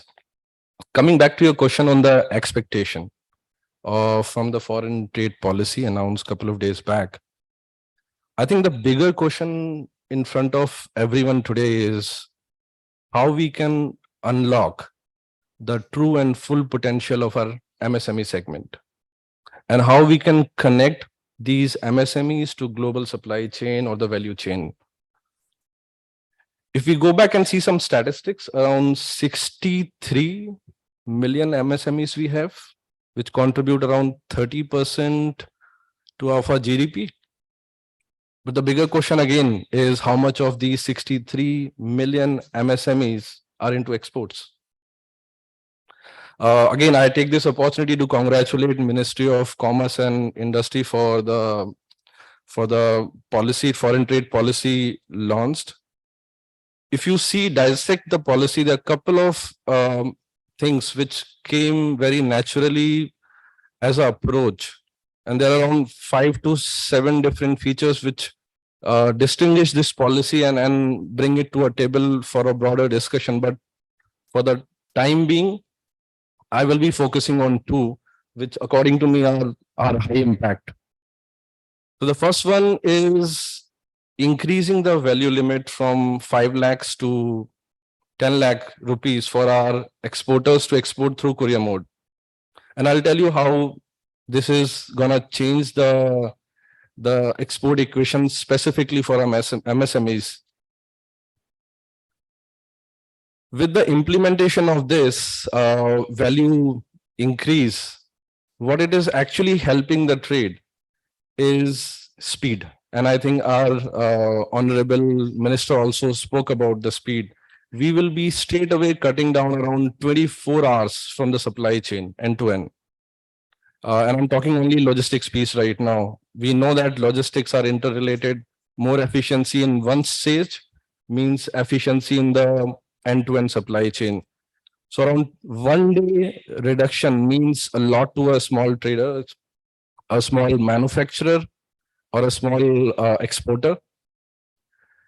Eventually, this will help him to compete better with the other countries having the similar kind of products.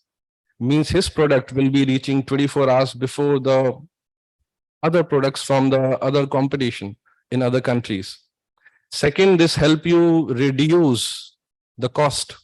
Means you will be more competitive. Either way, you are competing from a scale perspective or from margin perspective. This will help in both the ways. And the third thing is obviously from an exporter perspective, if I'm a small business, this will help me in my cash flows. So if you holistically see, one decision of increasing the value from 5 to 10 will have a really broader impact on the trade and going to support MSMEs tremendously. Just think about the impact it will create if there are no values limitations. So this is one point. Second, something really caught my eyes and I was pretty excited when I was going through the policy was the district and the cluster approach. India, we all talk about the length and width and the opportunity lies everywhere. We all talk about it. The skills, the talent, the product, we all talk about it. But this policy today, what it is bringing is making sure that there's an ecosystem wherein both recognition is there, means a cluster is recognized for a specific product. Not only in India, but also on a global platform. And second, it is giving you market access. So think from a small manufacturer or artisan who is, example, sitting in Badoi, knitting carpets, best in class product. But world really don't know whether who is actually this exporter and what's specific about Badoi tomorrow. So this policy help you to market, identify, recognize. And that's the way I think the value chain eventually for a MSME from a global standpoint will stand out. Good thing is, 4 new towns were announced under TEE. And we have 39 already. So the list is going up, which is again a good sign. I also want to bring the attention towards from an Indian government standpoint, I think we have a lot of good policies today, and there's a comprehensive suite of policies, including PM Gati Shakti, National Logistic Policy, PLI, and then there are a lot of reforms in GST and taxation side also. What is required today is our foreign trade policy really complemented so that the trade flourish at the end of the day. And that's the ecosystem, I think, with this policy, we will be seeing tomorrow, wherein the goal of 2 trillion of export, out of which one obviously is goods export, the Honorable Minister spoke about, can be achieved. So this is what I think broadly, from my perspective, from trade perspective, is what we are expecting from this foreign trade policy announced a couple of days back. Thank you so much for that, Deepak. And I think one very important point that emerges from what we just discussed is that small changes can have such a big impact. As you mentioned, this going from 5 lakh to 10 lakhs. And I think if some of our CBIC colleagues are still here, in combination with the risk management approach, this can easily be, of course, over a period of time based on the richness of data that's being generated through the ECCS that we now have in place, can easily be looked at where it can be without any limits. So thanks for that.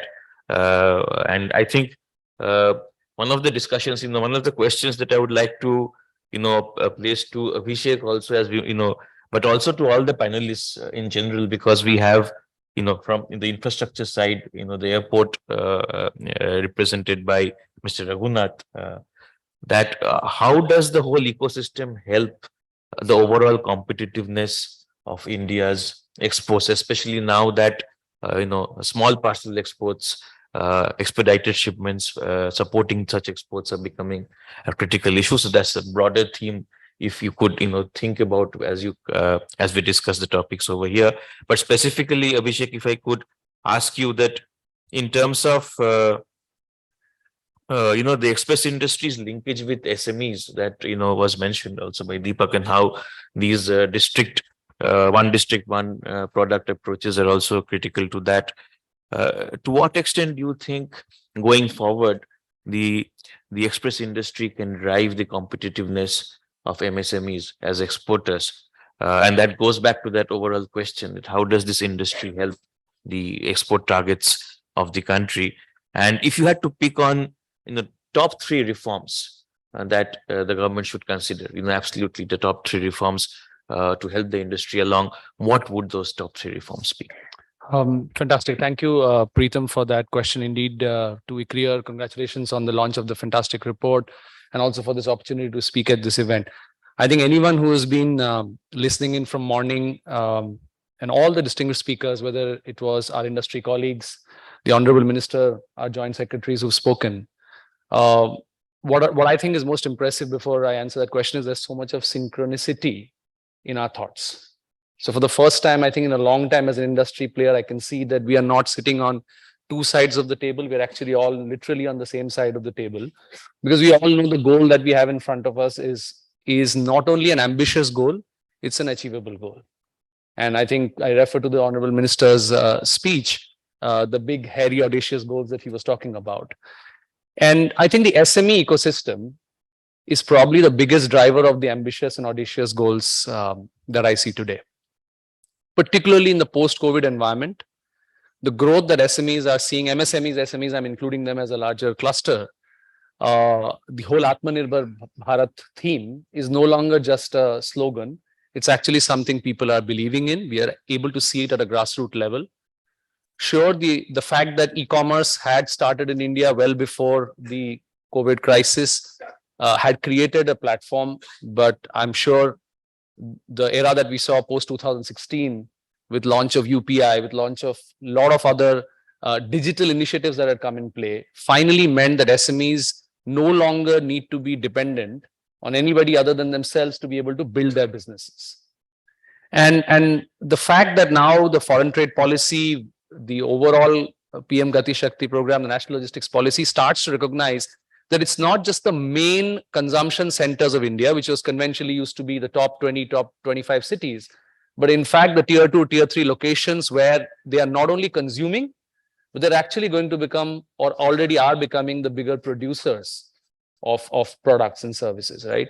So a combination of these factors means that the future of growth of the industry, overall industry, therefore the growth of the express delivery industry clearly is connected to the growth of SMEs.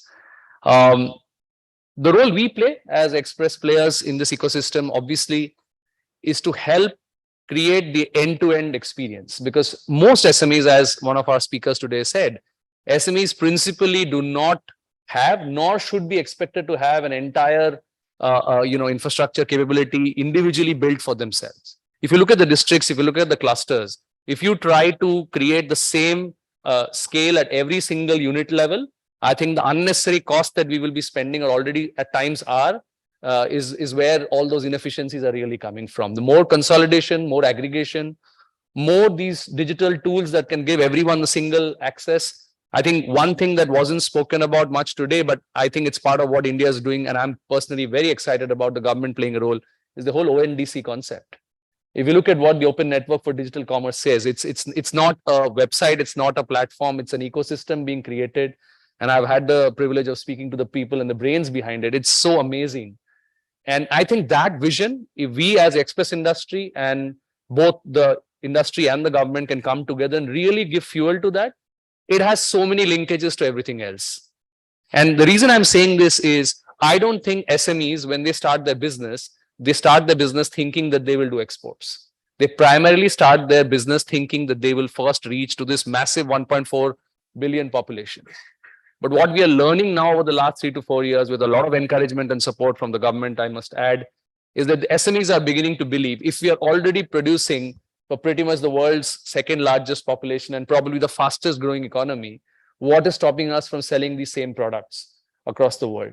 What is stopping us from reaching to another 25 to 30% Indian diaspora that is sitting in all the major economies and in some ways batting for us, wanting the demand of those products? What is stopping us from moving ahead?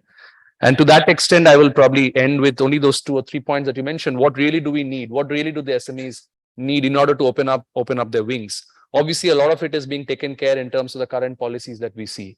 The fact that there's so much focus on digital, the fact that there's easy access being provided. I think the day infrastructure grows, our quality of services improve, our cost of services relative to the cost of the product goes down. Hence, India becomes competitive. Hence, our SMEs become competitive. Number one. Obviously, with the foreign trade policy and the overall outlook towards exports, everything we can do as an ecosystem player to help our small exporters learn better about customs regulations, learn better about what is the expectation at the countries on the other end. I think a lot of Indian SMEs probably have begun to understand India's export side, but what they still need to be educated a lot about is what can they expect when they will land into USA? What can they expect when they land into Australia, for example? I mean, India is world's one of the most important food producers. And you know, there are geographies where there's a lot of disillusionment about Indian food products. If we can unlock even one segment like that, I mean, the growth there is amazing. I can go on speaking about different sectors, but overall, I think the building blocks exist. Let's have more transparency. I absolutely agree with Mr. Joint Secretary when he said it's not about just managing risk, it's about de-risking altogether, and that comes with transparency. And today's digital world is showing that, really speaking, if you want to be transparent, you can do so. You have the wherewithal, you have the access. And I think people now are moving in the direction he's saying. More people want to do trustworthy actions than want to make a penny here and there, trying to bypass the policies and processes. I think Mr. Masaldan as well spoke about it. It's very refreshing to see that approach. Maybe our job, if nothing else, is to communicate all of this to the masses out there, talk to the consumers and tell them that yes, we as industry players and the government are working together to really give you the wings that you need for your dreams and your ambitions. I think if we can do that, literally the sky is the limit. You can put any number to it, what India will achieve in 2047. I think it's not about others telling us what the number is. It's all about our ambition. If the ambition exists, I think the ways are being created today. Thank you very much. So thanks for that, Abhishek. I think from what both you and Deepak, what you said, actually summarizes something that Mr. Subramanian had started the morning with. He said that this is one industry which has never asked for subsidies or incentives or any such support. This is one industry which is always, if it has asked for anything, ease of doing business and transparency. And that's the message both you and Deepak brought to the table. And it also makes a very important point. I think I'd like to reinforce it for Mr. ICRIER, is the capacity building that this industry does, especially for MSMEs. And I think Abhishek brought out a very important point that yes, some MSME players probably would get educated about our own internal regulatory systems, but this industry helps them go end to end dealing with the systems of the destination markets as well. But to take a cue from Abhishek's points and to move on to Mr. Raghunath, I think what Abhishek was mentioning was one of the constraining factors. Of course, we have seen enormous progress in that in terms of the quality of our hinterland infrastructure, but also the gateway infrastructure at airports and ports. And that the pace of growth and capacity sometimes are not growing at this, because we are growing so fast, there's always some mismatch. Of course, Bangalore airport has been considered one of the better ones, one of the yardsticks to look at. So what I would like to ask you is, from your experience, how you went about looking at the cargo side at Bangalore airport, what are the things you would suggest that could be done to make things even better? And, why are we not thinking of India as a transshipment hub? I mean, geographically speaking, we seem to be located in the right place. So what are the things that we need to do to get there? Thank you. Thank you, Preetham. Good afternoon to everyone.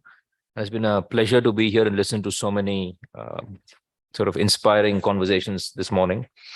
And I think I've rarely listened to a speech as impressive as the minister's. And I think he was very uplifting and inspiring, not just to all of us within the industry, but I think there was a strong message out there for the fact that if you're going to be a $47 trillion economy or whatever that number might be, that it's up to us to seize the moment and sort of drive towards that.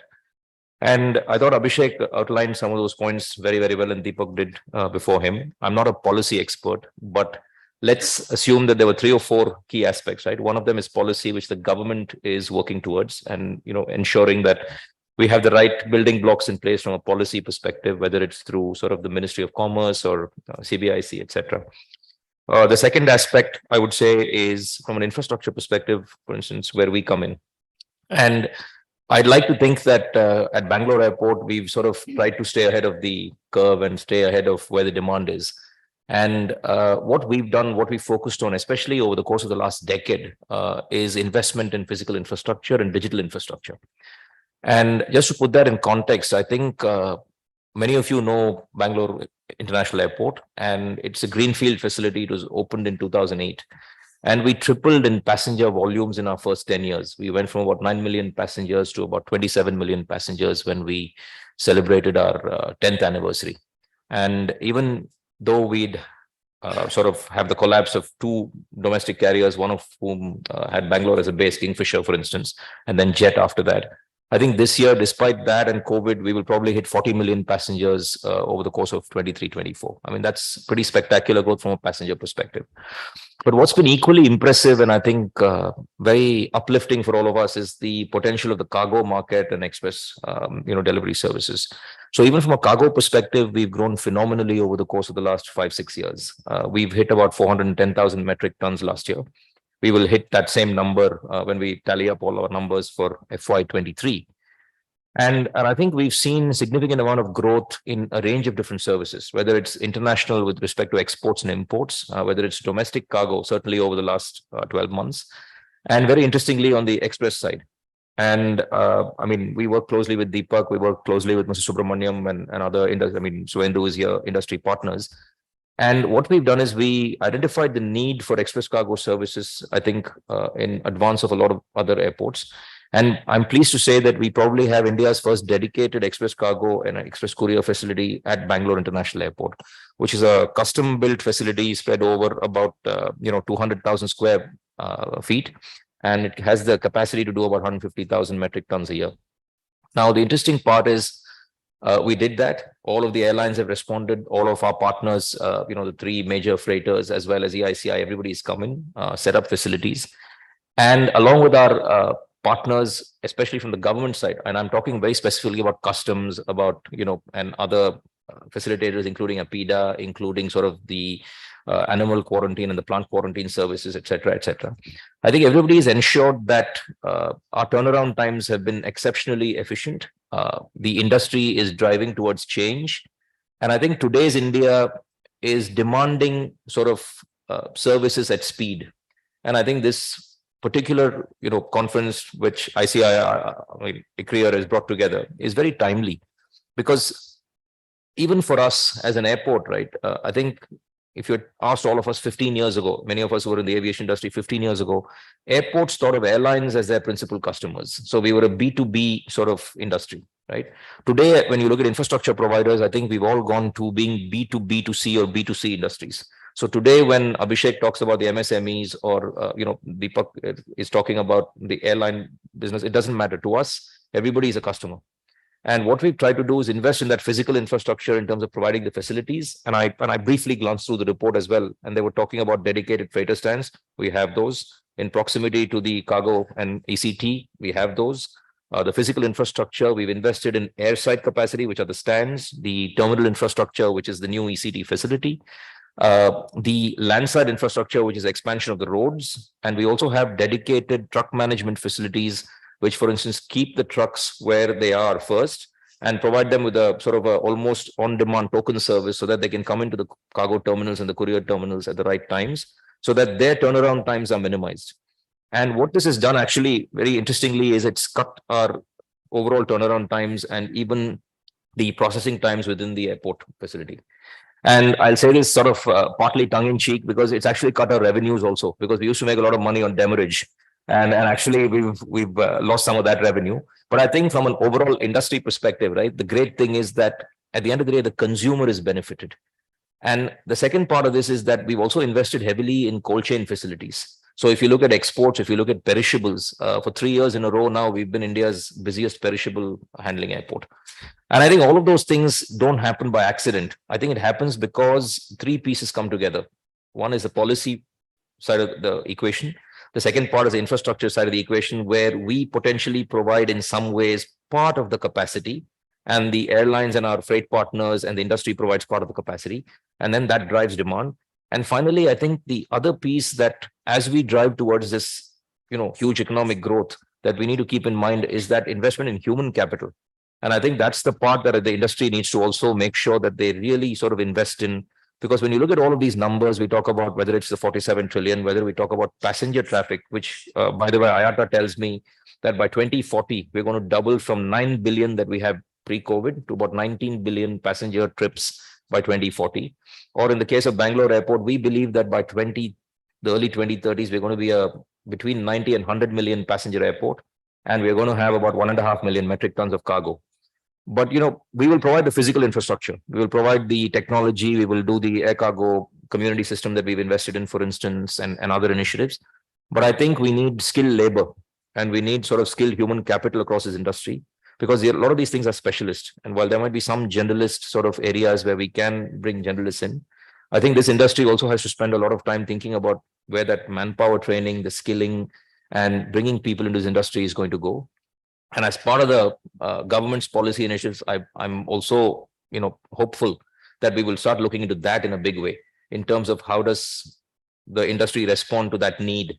Because if you're going to achieve all of these ambitious targets, I think, I'm sort of, I would say, on the second half of my career, but I think a lot of the younger people here hopefully will be sort of focusing on how can we get there. And it will mean bringing a lot more sort of manpower into the industry in very specific ways that will help us drive towards that growth.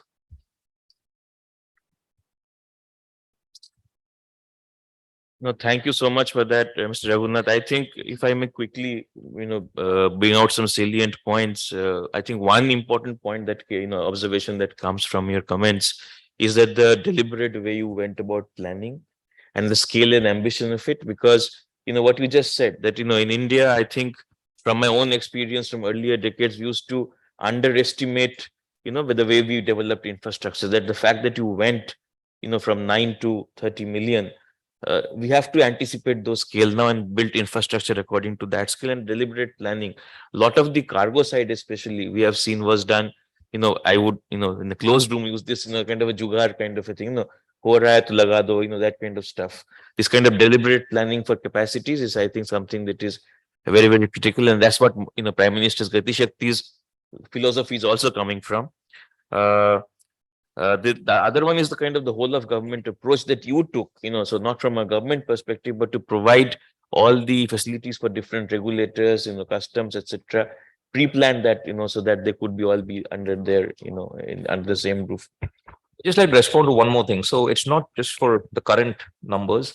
We've got capacity already to about 715,000 metric tons. Our current demand is about 420. So we believe that we can get to about 715 with our current infrastructure. Equally, in the longer term, like I said, our master plan, we've already planned for getting us to about 100 million passengers and about 1.5 million metric tons of cargo in the longer term. I mean, that will happen in a phased way over the next decade. But from our perspective, India, I mean, every time we do a forecast, India surprises us, right? Because we always end up underestimating and the demand is way higher than capacity. So we are hoping that we don't get surprised by that.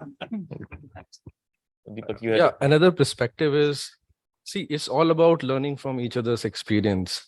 And the conversation what Satyaki was talking about, that reminds me when we were building these infrastructure for our customers eventually, it's about how we are connecting with the country and to the global value chain. So something very unique somewhere, which is a good practice. We all bring together, brainstorm, thanks to EICI for building those platforms. We sit together, brainstorm, and then we make sure that these investments are for future. These investments are taking care of all the regulatory compliances, not only in country, but also abroad. At the same time, it is forward looking. So that's again something very unique, and collaboration between the partners really paid off very well. Thank you. I think that really underlines it. But last point, I think which is also Mr. Ahirwar's passion that you mentioned, Satyaki, is on the skilling aspect. And I think the national logistics policy has elements of it. And Mr. Ahirwar independently has led quite a few conversations. Maybe, for the lack of time, I will not get into that discussion now, but it's something that Mr. Ahirwar looks very closely at, and maybe you can take it up also with him. Now I'll request another old friend, Smita, to comment a little bit on the GST aspect for express delivery business. So those points came out a number of times that there are, while it has been a fantastic reform because thanks to GST, we have ease of movement, ease of compliance, but there are certain nitty-gritty areas perhaps which require further relook, or maybe some things could be done to tweak them. So can I request you to kind of give us your view on what some of those areas could be? Good afternoon, everyone, and thank you, ICRIER and EICI, for inviting me on the panel. I think a lot has been said about GST, and everybody knows that 5 years ago, it was a huge landmark change, which kind of it changed the way we as trade and government kind of viewed how to levy taxes and, how to collect taxes. It was a combination of, merger of actually 25 plus indirect taxes. So for an industry like ours, logistics, which has so many touch points in terms of the consignor, the consignee, the actual management of the goods, the documents related to the goods, there was huge impact. And I think many people have touched upon it, and so has Arpita in the report, that, the fact that a lot of it became paperless, a lot of it became digitized, really helped the express sector. A lot of it got standardized because, the whole one nation, one tax, that was the entire endeavor of the government. So the individual state compliances, they got done away with. And while I don't think there is any official measured statistic on it, but whenever I engage with a lot of the leading players, they have said that it has at least made 1 to 2 TAT days in the delivery of the, express parcels. So it's really been an interesting journey. But to me personally, I feel, one of the biggest impact of GST was the entire digitization. The fact that, for the first time, we moved away from a self-assessed tax, which was done, either on a 6-monthly basis or on a post-facto basis, but on a real-time basis, right? Where every business was reporting each and every transaction that they were doing. And then once e-invoicing got kind of introduced, it was actually being done on a real-time basis, right? So I think that has been one of the biggest changes, and wherever we have engaged, and that journey is only growing for the government. whenever we engage with policymakers, and what I even heard, sir, on the table today, and, Honorable Minister who just spoke, that digitization is very, very critical. Whether you look at the, new logistics policy, my colleague, panelist, Abhishek also referred to it, the entire ONDC network that is getting constructed. All of it is going to be really, really disruptive, right? Just as I think, the entire, for me as, part of Ernst & Young, the entire GST change from a compliance stand was disruptive. So I think, the journey of the government, how we as a sector leverage on that, because the government is digitizing by leaps and bounds in different aspects. Correct. So, be it e-Vahan or be it, the entire policy that I just spoke of. So how, as an express industry, we are stitching into that? What are the new disruptive markets that we can explore in terms of, supply chain, and in terms of the data that is now available with you as transporters, or even which is available with private players in respect of, the movement of the goods, where they are moving, etc., etc. So I think that, having been said, while GST definitely, I think, has solved a lot of the problems that the sector was facing, there are still, and there continue to be a couple of things which I think are still niggling. And if I had to kind of look at them, I would divide them into two parts. One would be on the policy front, in terms of, what the law says, how it's really getting interpreted on ground. And the other would be on the operational and compliance front. So when you look at, I think, the policy and the legal related aspects, we've spoken about cost. A lot was said about the 14%, ATF is one very critical part, which is currently outside of the GST, and I think there's been a lot of discussion also that has happened, and we keep hearing it in print, that government is strongly considering which of the petroleum products to bring into the GST net. That's going to have a significant impact in terms of the costing that we do. I think that's one thing that we as an industry are definitely, watching out for. The other aspect on the legal side would be that some of our laws still continue to treat courier as a unique and a different transportation activity as compared to the rest of our brothers on the transportation side, right? So while, especially on the international courier front, we've seen that while certain benefits have recently been even extended in the recent budget, whether they extend to the courier sector or not, it's a bit of a question mark, right? So I think, when we do make the 30-day plan, Arpita, these are some of the aspects we would want clarity on the policy side. As far as operationalizing is concerned, I've worked back with so many of you in the room. I think e-way bill was always a big problem when we went into it. Everybody's kind of eased out into it, but still there continue to be some practical issues. Again, Arpita also referred to, when in her report, she's identified some of them. But I would like to take a cue from, what Piyush Goyalji said, that let's think differently. Right? Let's think out of the box. So where we are in an economy where there is full triangulation of the information. So the consignor is submitting information, the consignee is validating that information. All of it is getting reported onto a common portal, which is available as information with the government. Why do we actually need the e-way bill? Right? If it is a matter of interception, to kind of, if that's a question mark, then today with e-invoicing, it's actually a real-time compliance that's getting done. If not, the plan B could be at least to do away with physical carriage of the goods, right? If somebody has generated an e-invoice and he can validate that, the trucker can validate that, then I think that should be sufficient kind of proof for it to pass. That would also ease a lot of the operational difficulties that I think the industry is facing. And other than that, I think one big issue which we keep hearing is that for a sector like ours, which is seamless, and operates seamlessly at a pan-India level, to expect us to do state-level compliances becomes extremely cumbersome, right? And I think the larger challenge is that not with the quantum of compliance, but also with the fact that, the awareness that is there on the other side.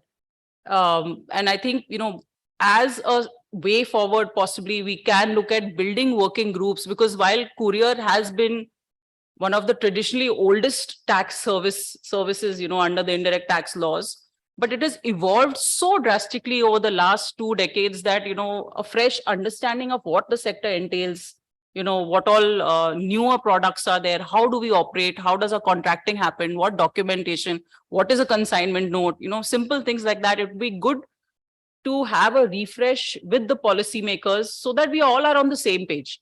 Because the moment we are all on the same page and there's clarity, then the entire difficulty in doing multi-compliances across various states will kind of at least reduce drastically. So I think these are the 3-4 broad or the large pressing issues that we see on the GST front, Preetam. Well, thank you, Smita. As usual, succinct to the point, and you've really, brought the issues to the table. We worked together. I was in industry that time for the GST, including the e-way bill, and it's brings back memories that some of the issues are still on the table. But yeah, I mean, these are the things that will help us go forward. I'm aware that, we already passed our scheduled time, and of course, we are standing between everyone and lunch. But I will request guidance from Dr. Arpita Mukherjee. Should we still give a few minutes for Q&A or request? Okay. All right. In that case, the floor is open. The gentleman there, please. My name is Yogesh Pujlani. The question is for Mr. Ayuvar. You brought this point that we would want to de-risk rather than mitigate risk as we move forward. Since the morning, everybody's been focusing on how MSME is the target segment and how this limit of 5 to 10 would dramatically bring in a difference. I think that's understood by everybody, including you.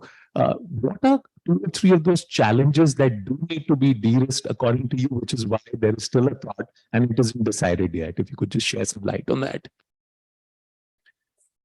As I said, the speed is like, besides infrastructure, technology, the human resource involved in it is the trust, right? And it becomes more relevant when you are trying to enhance speed above the maximum speed you have already attained, maximum average speed you have already attained. So when it comes to adding the last, that element of speed or enhancement, increment in that speed, I think trust is the factor, which is the biggest thing and the biggest challenge also to for us to ensure that that reduces risk, mitigates risk, and enhances opportunities also. And I would just relate this question to what Abhishek also said, and I was really provoked to answer that question, but I held this my response for this long. But yeah, what he said, what stops us from unlocking the potential of MSME? What holds back or what is coming in the way of realizing that potential which is there in the sector for attaining greater speed? I think that's what I say is the only thing is information asymmetry, right? It is the speed of information, and with the trust it is passed on will determine the speed of your delivery, right? And this information asymmetry can be bridged to a huge extent through digitization. And this is also come in the way, and we have been facing this problem because even on the domestic front, MSME is especially handicapped on this. They are probably not having as much access to even the domestic market. What do you talk of the international market? Just because there's an information asymmetry. The producer does not know where the market lies. The market does not know where the cost-effective and a quality product is actually available, right? And this asymmetry is, to a huge extent, we are trying to bridge through various digital initiatives, including GST, e-way bill, the ULIP, ONDC, UPI, all sort of these digital initiatives, which are just trying to bridge that asymmetry or minimize that information asymmetry. And let me tell you, you must have realized this as well. There's a huge amount of digitization which is happening within the country like India and even other countries as well. But when it comes to the international commerce, we are banking on only that manual bill of lading, right? So the digital systems of every country, they are like maybe intra-country might be communicating very intensively and facilitating that bridging of asymmetry. But when it comes to international transaction communication among the systems, that is not happening. We are now bringing to the global platform, be it the G20 platform or Indo-Pacific Economic Framework. We have almost surprised these developed countries by bringing this agenda to the fore. Digitization and international communication among the systems across the borders. Now, probably there would be some response, some realization in the among the countries across for a greater adoption of digital form of documents when it comes to the international commerce. So bill of lading is one such thing. I think that can help bring about greater trust and greater speed. Thank you very much. The gentleman in blue and then Divya.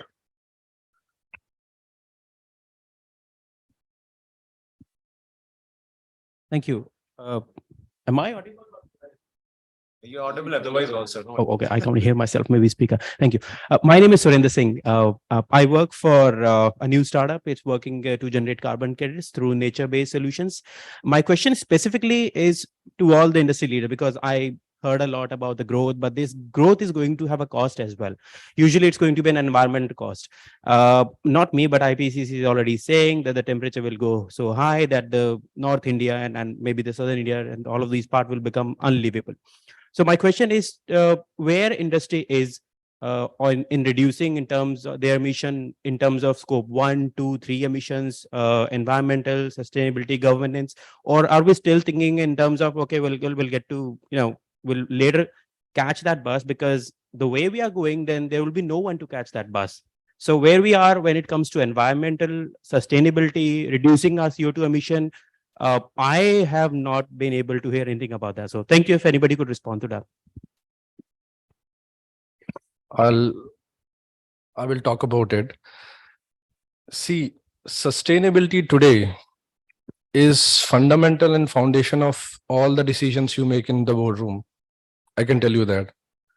The impact of these decisions on cost and eventually on the customers, these are separate conversation. And obviously, at the end of the day, we cannot make any decisions which take you out of the market tomorrow.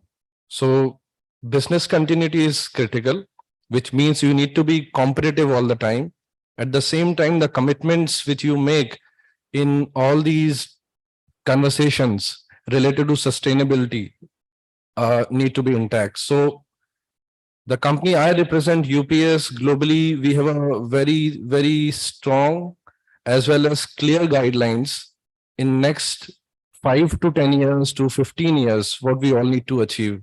Whether that carbon footprint or emissions related to your fleet operations, your flight operations, or in-house utilization of whether electricity or water conservations or waste management, everything goes hands in hand. Today, we are not talking too much about it for a reason we all know. It's a different subject to discuss. But the fact remains, I can assure you, at least from UPS side, and I'm sure this is something very common in all the businesses, is sustainability is foundation and fundamental of our decision makings. I can also just add to what Deepak said. I'm actually pleased that you brought it up, because it comes up in every conversation that we have on any subject. I think just to sort of talk about the industry perspective, right? From an airport perspective, we are already 99.9% powered by renewable energy. So everything that we do at the airport is powered by solar and wind here at Bangalore Airport. And going forward will be 100% renewable energy supported. The second aspect is we've got zero disposal to landfills from the end of this year, because we're building our own solid waste treatment plant. We've got a water positivity index of 1.37, which essentially means that through the generation of, and the development of rainwater harvesting and regeneration ponds across the campus, we actually generate 1.37 liters of water for every liter of water that we've consumed. And that's the principle that we use. There are very many initiatives that I think literally everybody in the industry is taking. And it is precisely because of the fact that you outlined, which is that we realize that there's an impact to the environment. And if you look at the overall sort of GHG and sort of aviation's contribution, for instance, to GHG, it's about 2% of GHG globally. And if you take all of the growth figures, I think you will see that sort of number being maintained. But equally, I think there are various initiatives. I'm sure UPS is, for instance, as an airline doing very similar things, but we've committed as a signatory to the SAF sort of undertaking, for instance, that 10%, of the aviation activities across sort of, at least from an Indian perspective, 10% of operations will be powered by sustainable aviation fuel before 2030. But I think all of these are different steps being taken by different parties, but sooner or later, everybody will come together, because I think the elephant in the room, which is the decarbonization discussion and the sustainability discussion, is not something that's going to go away. And in fact, if anything, it's going to increase. And as we grow and as we sort of drive towards this sort of, growth in economy, we're also going to have to keep in mind the fact that we're going to have to leave a better and sustainable future for our, subsequent generations. And I think every company is acutely aware of that. Every organization is acutely aware of that. And in different ways, everybody is driving towards that discussion. So while, as Deepak said, this is probably not the forum to talk about sustainability, I think it is there. And I don't think it's going to go away. And it's front and center at every discussion, in every boardroom, every sort of investor discussion, every, political and policy discussion, because it is something that we're going to have to tackle, despite the fact that we're going to have to meet sort of the demand of growth. And I think that is something that all of us are taking very seriously. We have time for just one last question. So Divya, you are the Thank you, Preetham sir. paucity of time. Sorry. So I have a question to the authors and the industry player present in this room, that how has the industry planned to integrate express industry into the mainstream logistics, especially in the light of the various reforms that the government has launched, be it PM Gati Shakti and be it the national logistics policy. And also the fact that the union budget said that there is a task force going to be established for revising the composition of the harmonized list. And therein again lies an opportunity that we can reform the subsectors under logistics category. So has the industry, thought about mainstreaming it as a main branch of logistics and use this opportunity given these policy reforms? I don't know, Preetham, if I can Please, I mean, it's a great question you ask, and often we ask ourselves, what's the larger logistics industry and what's the express logistics industry, and where do the lines really exist? I think the way we as express players are seeing ourselves today, I think the lines don't exist. If you ask us, are we an express player or are we a transporter? I think the sheer number of trucks that we are engaging and deploying, it doesn't matter whether you own the trucks. If you're the one who's generating the demand and matching the demand for the trucking, then you will become a part of the larger logistics ecosystem. I think the larger question is, what's the divide between the organized sector and the unorganized sector? Because if we look at the total data of that, what they quote as about $200-something billion Indian total logistics industry, the share of the unorganized sector is massive, right? And my personal view is that the express industry, all we are doing effectively is bringing an element of that organization along with our fellow players, along with startups, along with consumers. Our customers are driving us to bring in that level of integration. So 10 years ago, we would never be thinking about the commerce software at our customers' end. We would only bother about pickup and delivery. Today, we care about that ecosystem because we need to connect the entire supply chain. Otherwise, there's no way our customers are going to grow. No way our costs are going to come down. And no way we will get more and more efficient. I mean, when we say, can logistics cost reduce as a percentage of GDP? It's a very, contrarian question.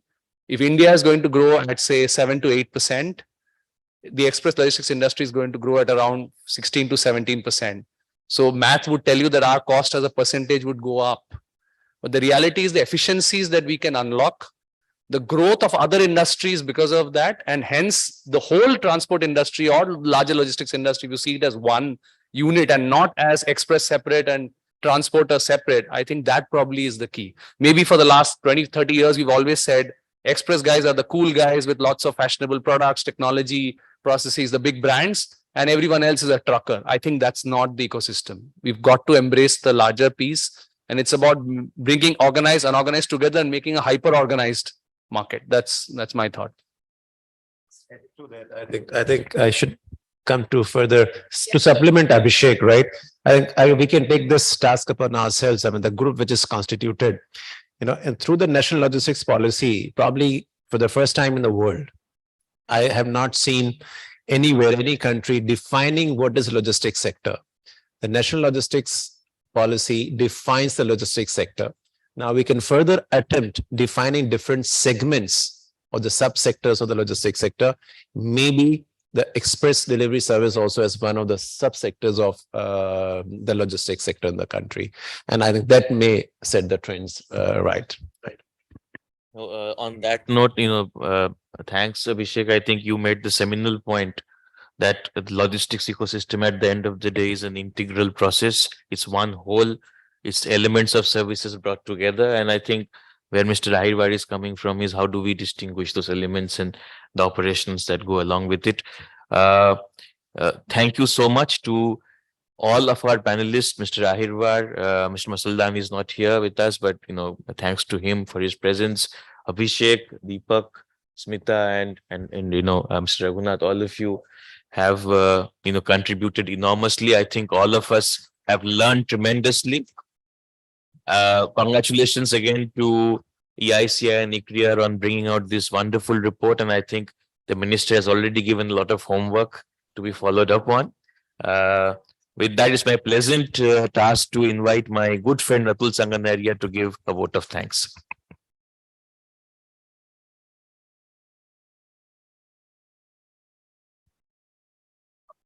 I'm eating into everyone's lunchtime, so I'll keep this quick, but this is, I think, very important. So on behalf of ICRIER and personally as a co-author, I would like to thank EICI for extending this support for both publishing this report and for the event launch of the report today.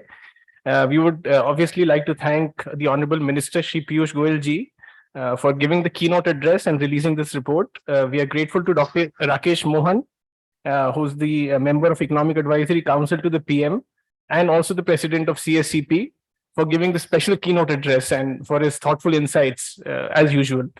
We are grateful to Mr. Pramod Bhasin, ICRIER chairman, and Dr. Deepak Mishra, director and chief executive ICRIER, for the continued support and guidance. Mr. Vijay Kumar, CEO of EICI, deserves a special mention. We thank Mr. R. S. Subramanian, Mr. Suvendu Choudhury, and Mr. Chandar Agarwal for gracing the occasion with their presence and launching the report. We are grateful to our policymakers in the Department of Post, who read our earlier report and have given us inputs into the way forward as we developed this report. And we are obviously grateful to Dr. Preetam Banerjee for moderating the panel discussion and all the esteemed panelists, Dr. Surendra Ahirwar, Mr. Gaurav Masuldan, Mr. Deepak Srivastav, Mr. Abhishek Chakravarti, Mr. Satyaki Raghunath, and Ms. Smita Bhandari for a vibrant discussion. We would also like to thank all the reviewers and contributors to the report, including industry representatives, user industry, policymakers, legal experts, logistics and trade experts, who reviewed, commented, and gave excellent suggestions to improve the quality of this report. We are especially like to mention Dr. Preetam Banerjee, Ms. Vandana Agarwal, Dr. John Joseph, and Shri Sandeep Bhatnagar for taking time out to read the report and sharing their insightful and valuable views on it. We would like to thank all the guests today who have physically joined us, as well as, I think, numerous guests who have joined online to make this event a successful one. Thank you for taking time out of your busy schedule and attending this event. We would like to thank Sanu Kapila and his entire team at Academic Foundation for publishing this report. We would also like to thank Anu Mohan Das for his help with report compilation, finalization, and in event organization. Chaya Singh provided data and access to literature. Neha Arora and Rajesh Choudhury from event management organized the entire event. Rajkumar provided the IT support, and Reddy ji helped us with this invite letters and communications. And I would like to thank Arpita Di's team, Ishana, Athira, and Anupam for the excellent support that was provided. The entire ICRIER administrative team worked very hard jointly with the EICI team to make this event a success, and we are extremely grateful to them. And Nikhil Saini, Amit Balaratnam, Santosh Gaikwad from EICI helped us gather data and information and supported event organization. And I know how painstaking that was. I remember conversations with all the EICI support who helped us with that. And last but not the least, we would like to thank co-sponsors of this event and members of EICI, namely DTDS, FedEx, UPS, Ecom Express, DHL, Blue Dart, Gati, and TCI Express. The executive summary of the report and the presentation will be made available on the ICRIER website after this event. Once again, thank you everyone for joining this event, and I would like to invite everyone for lunch.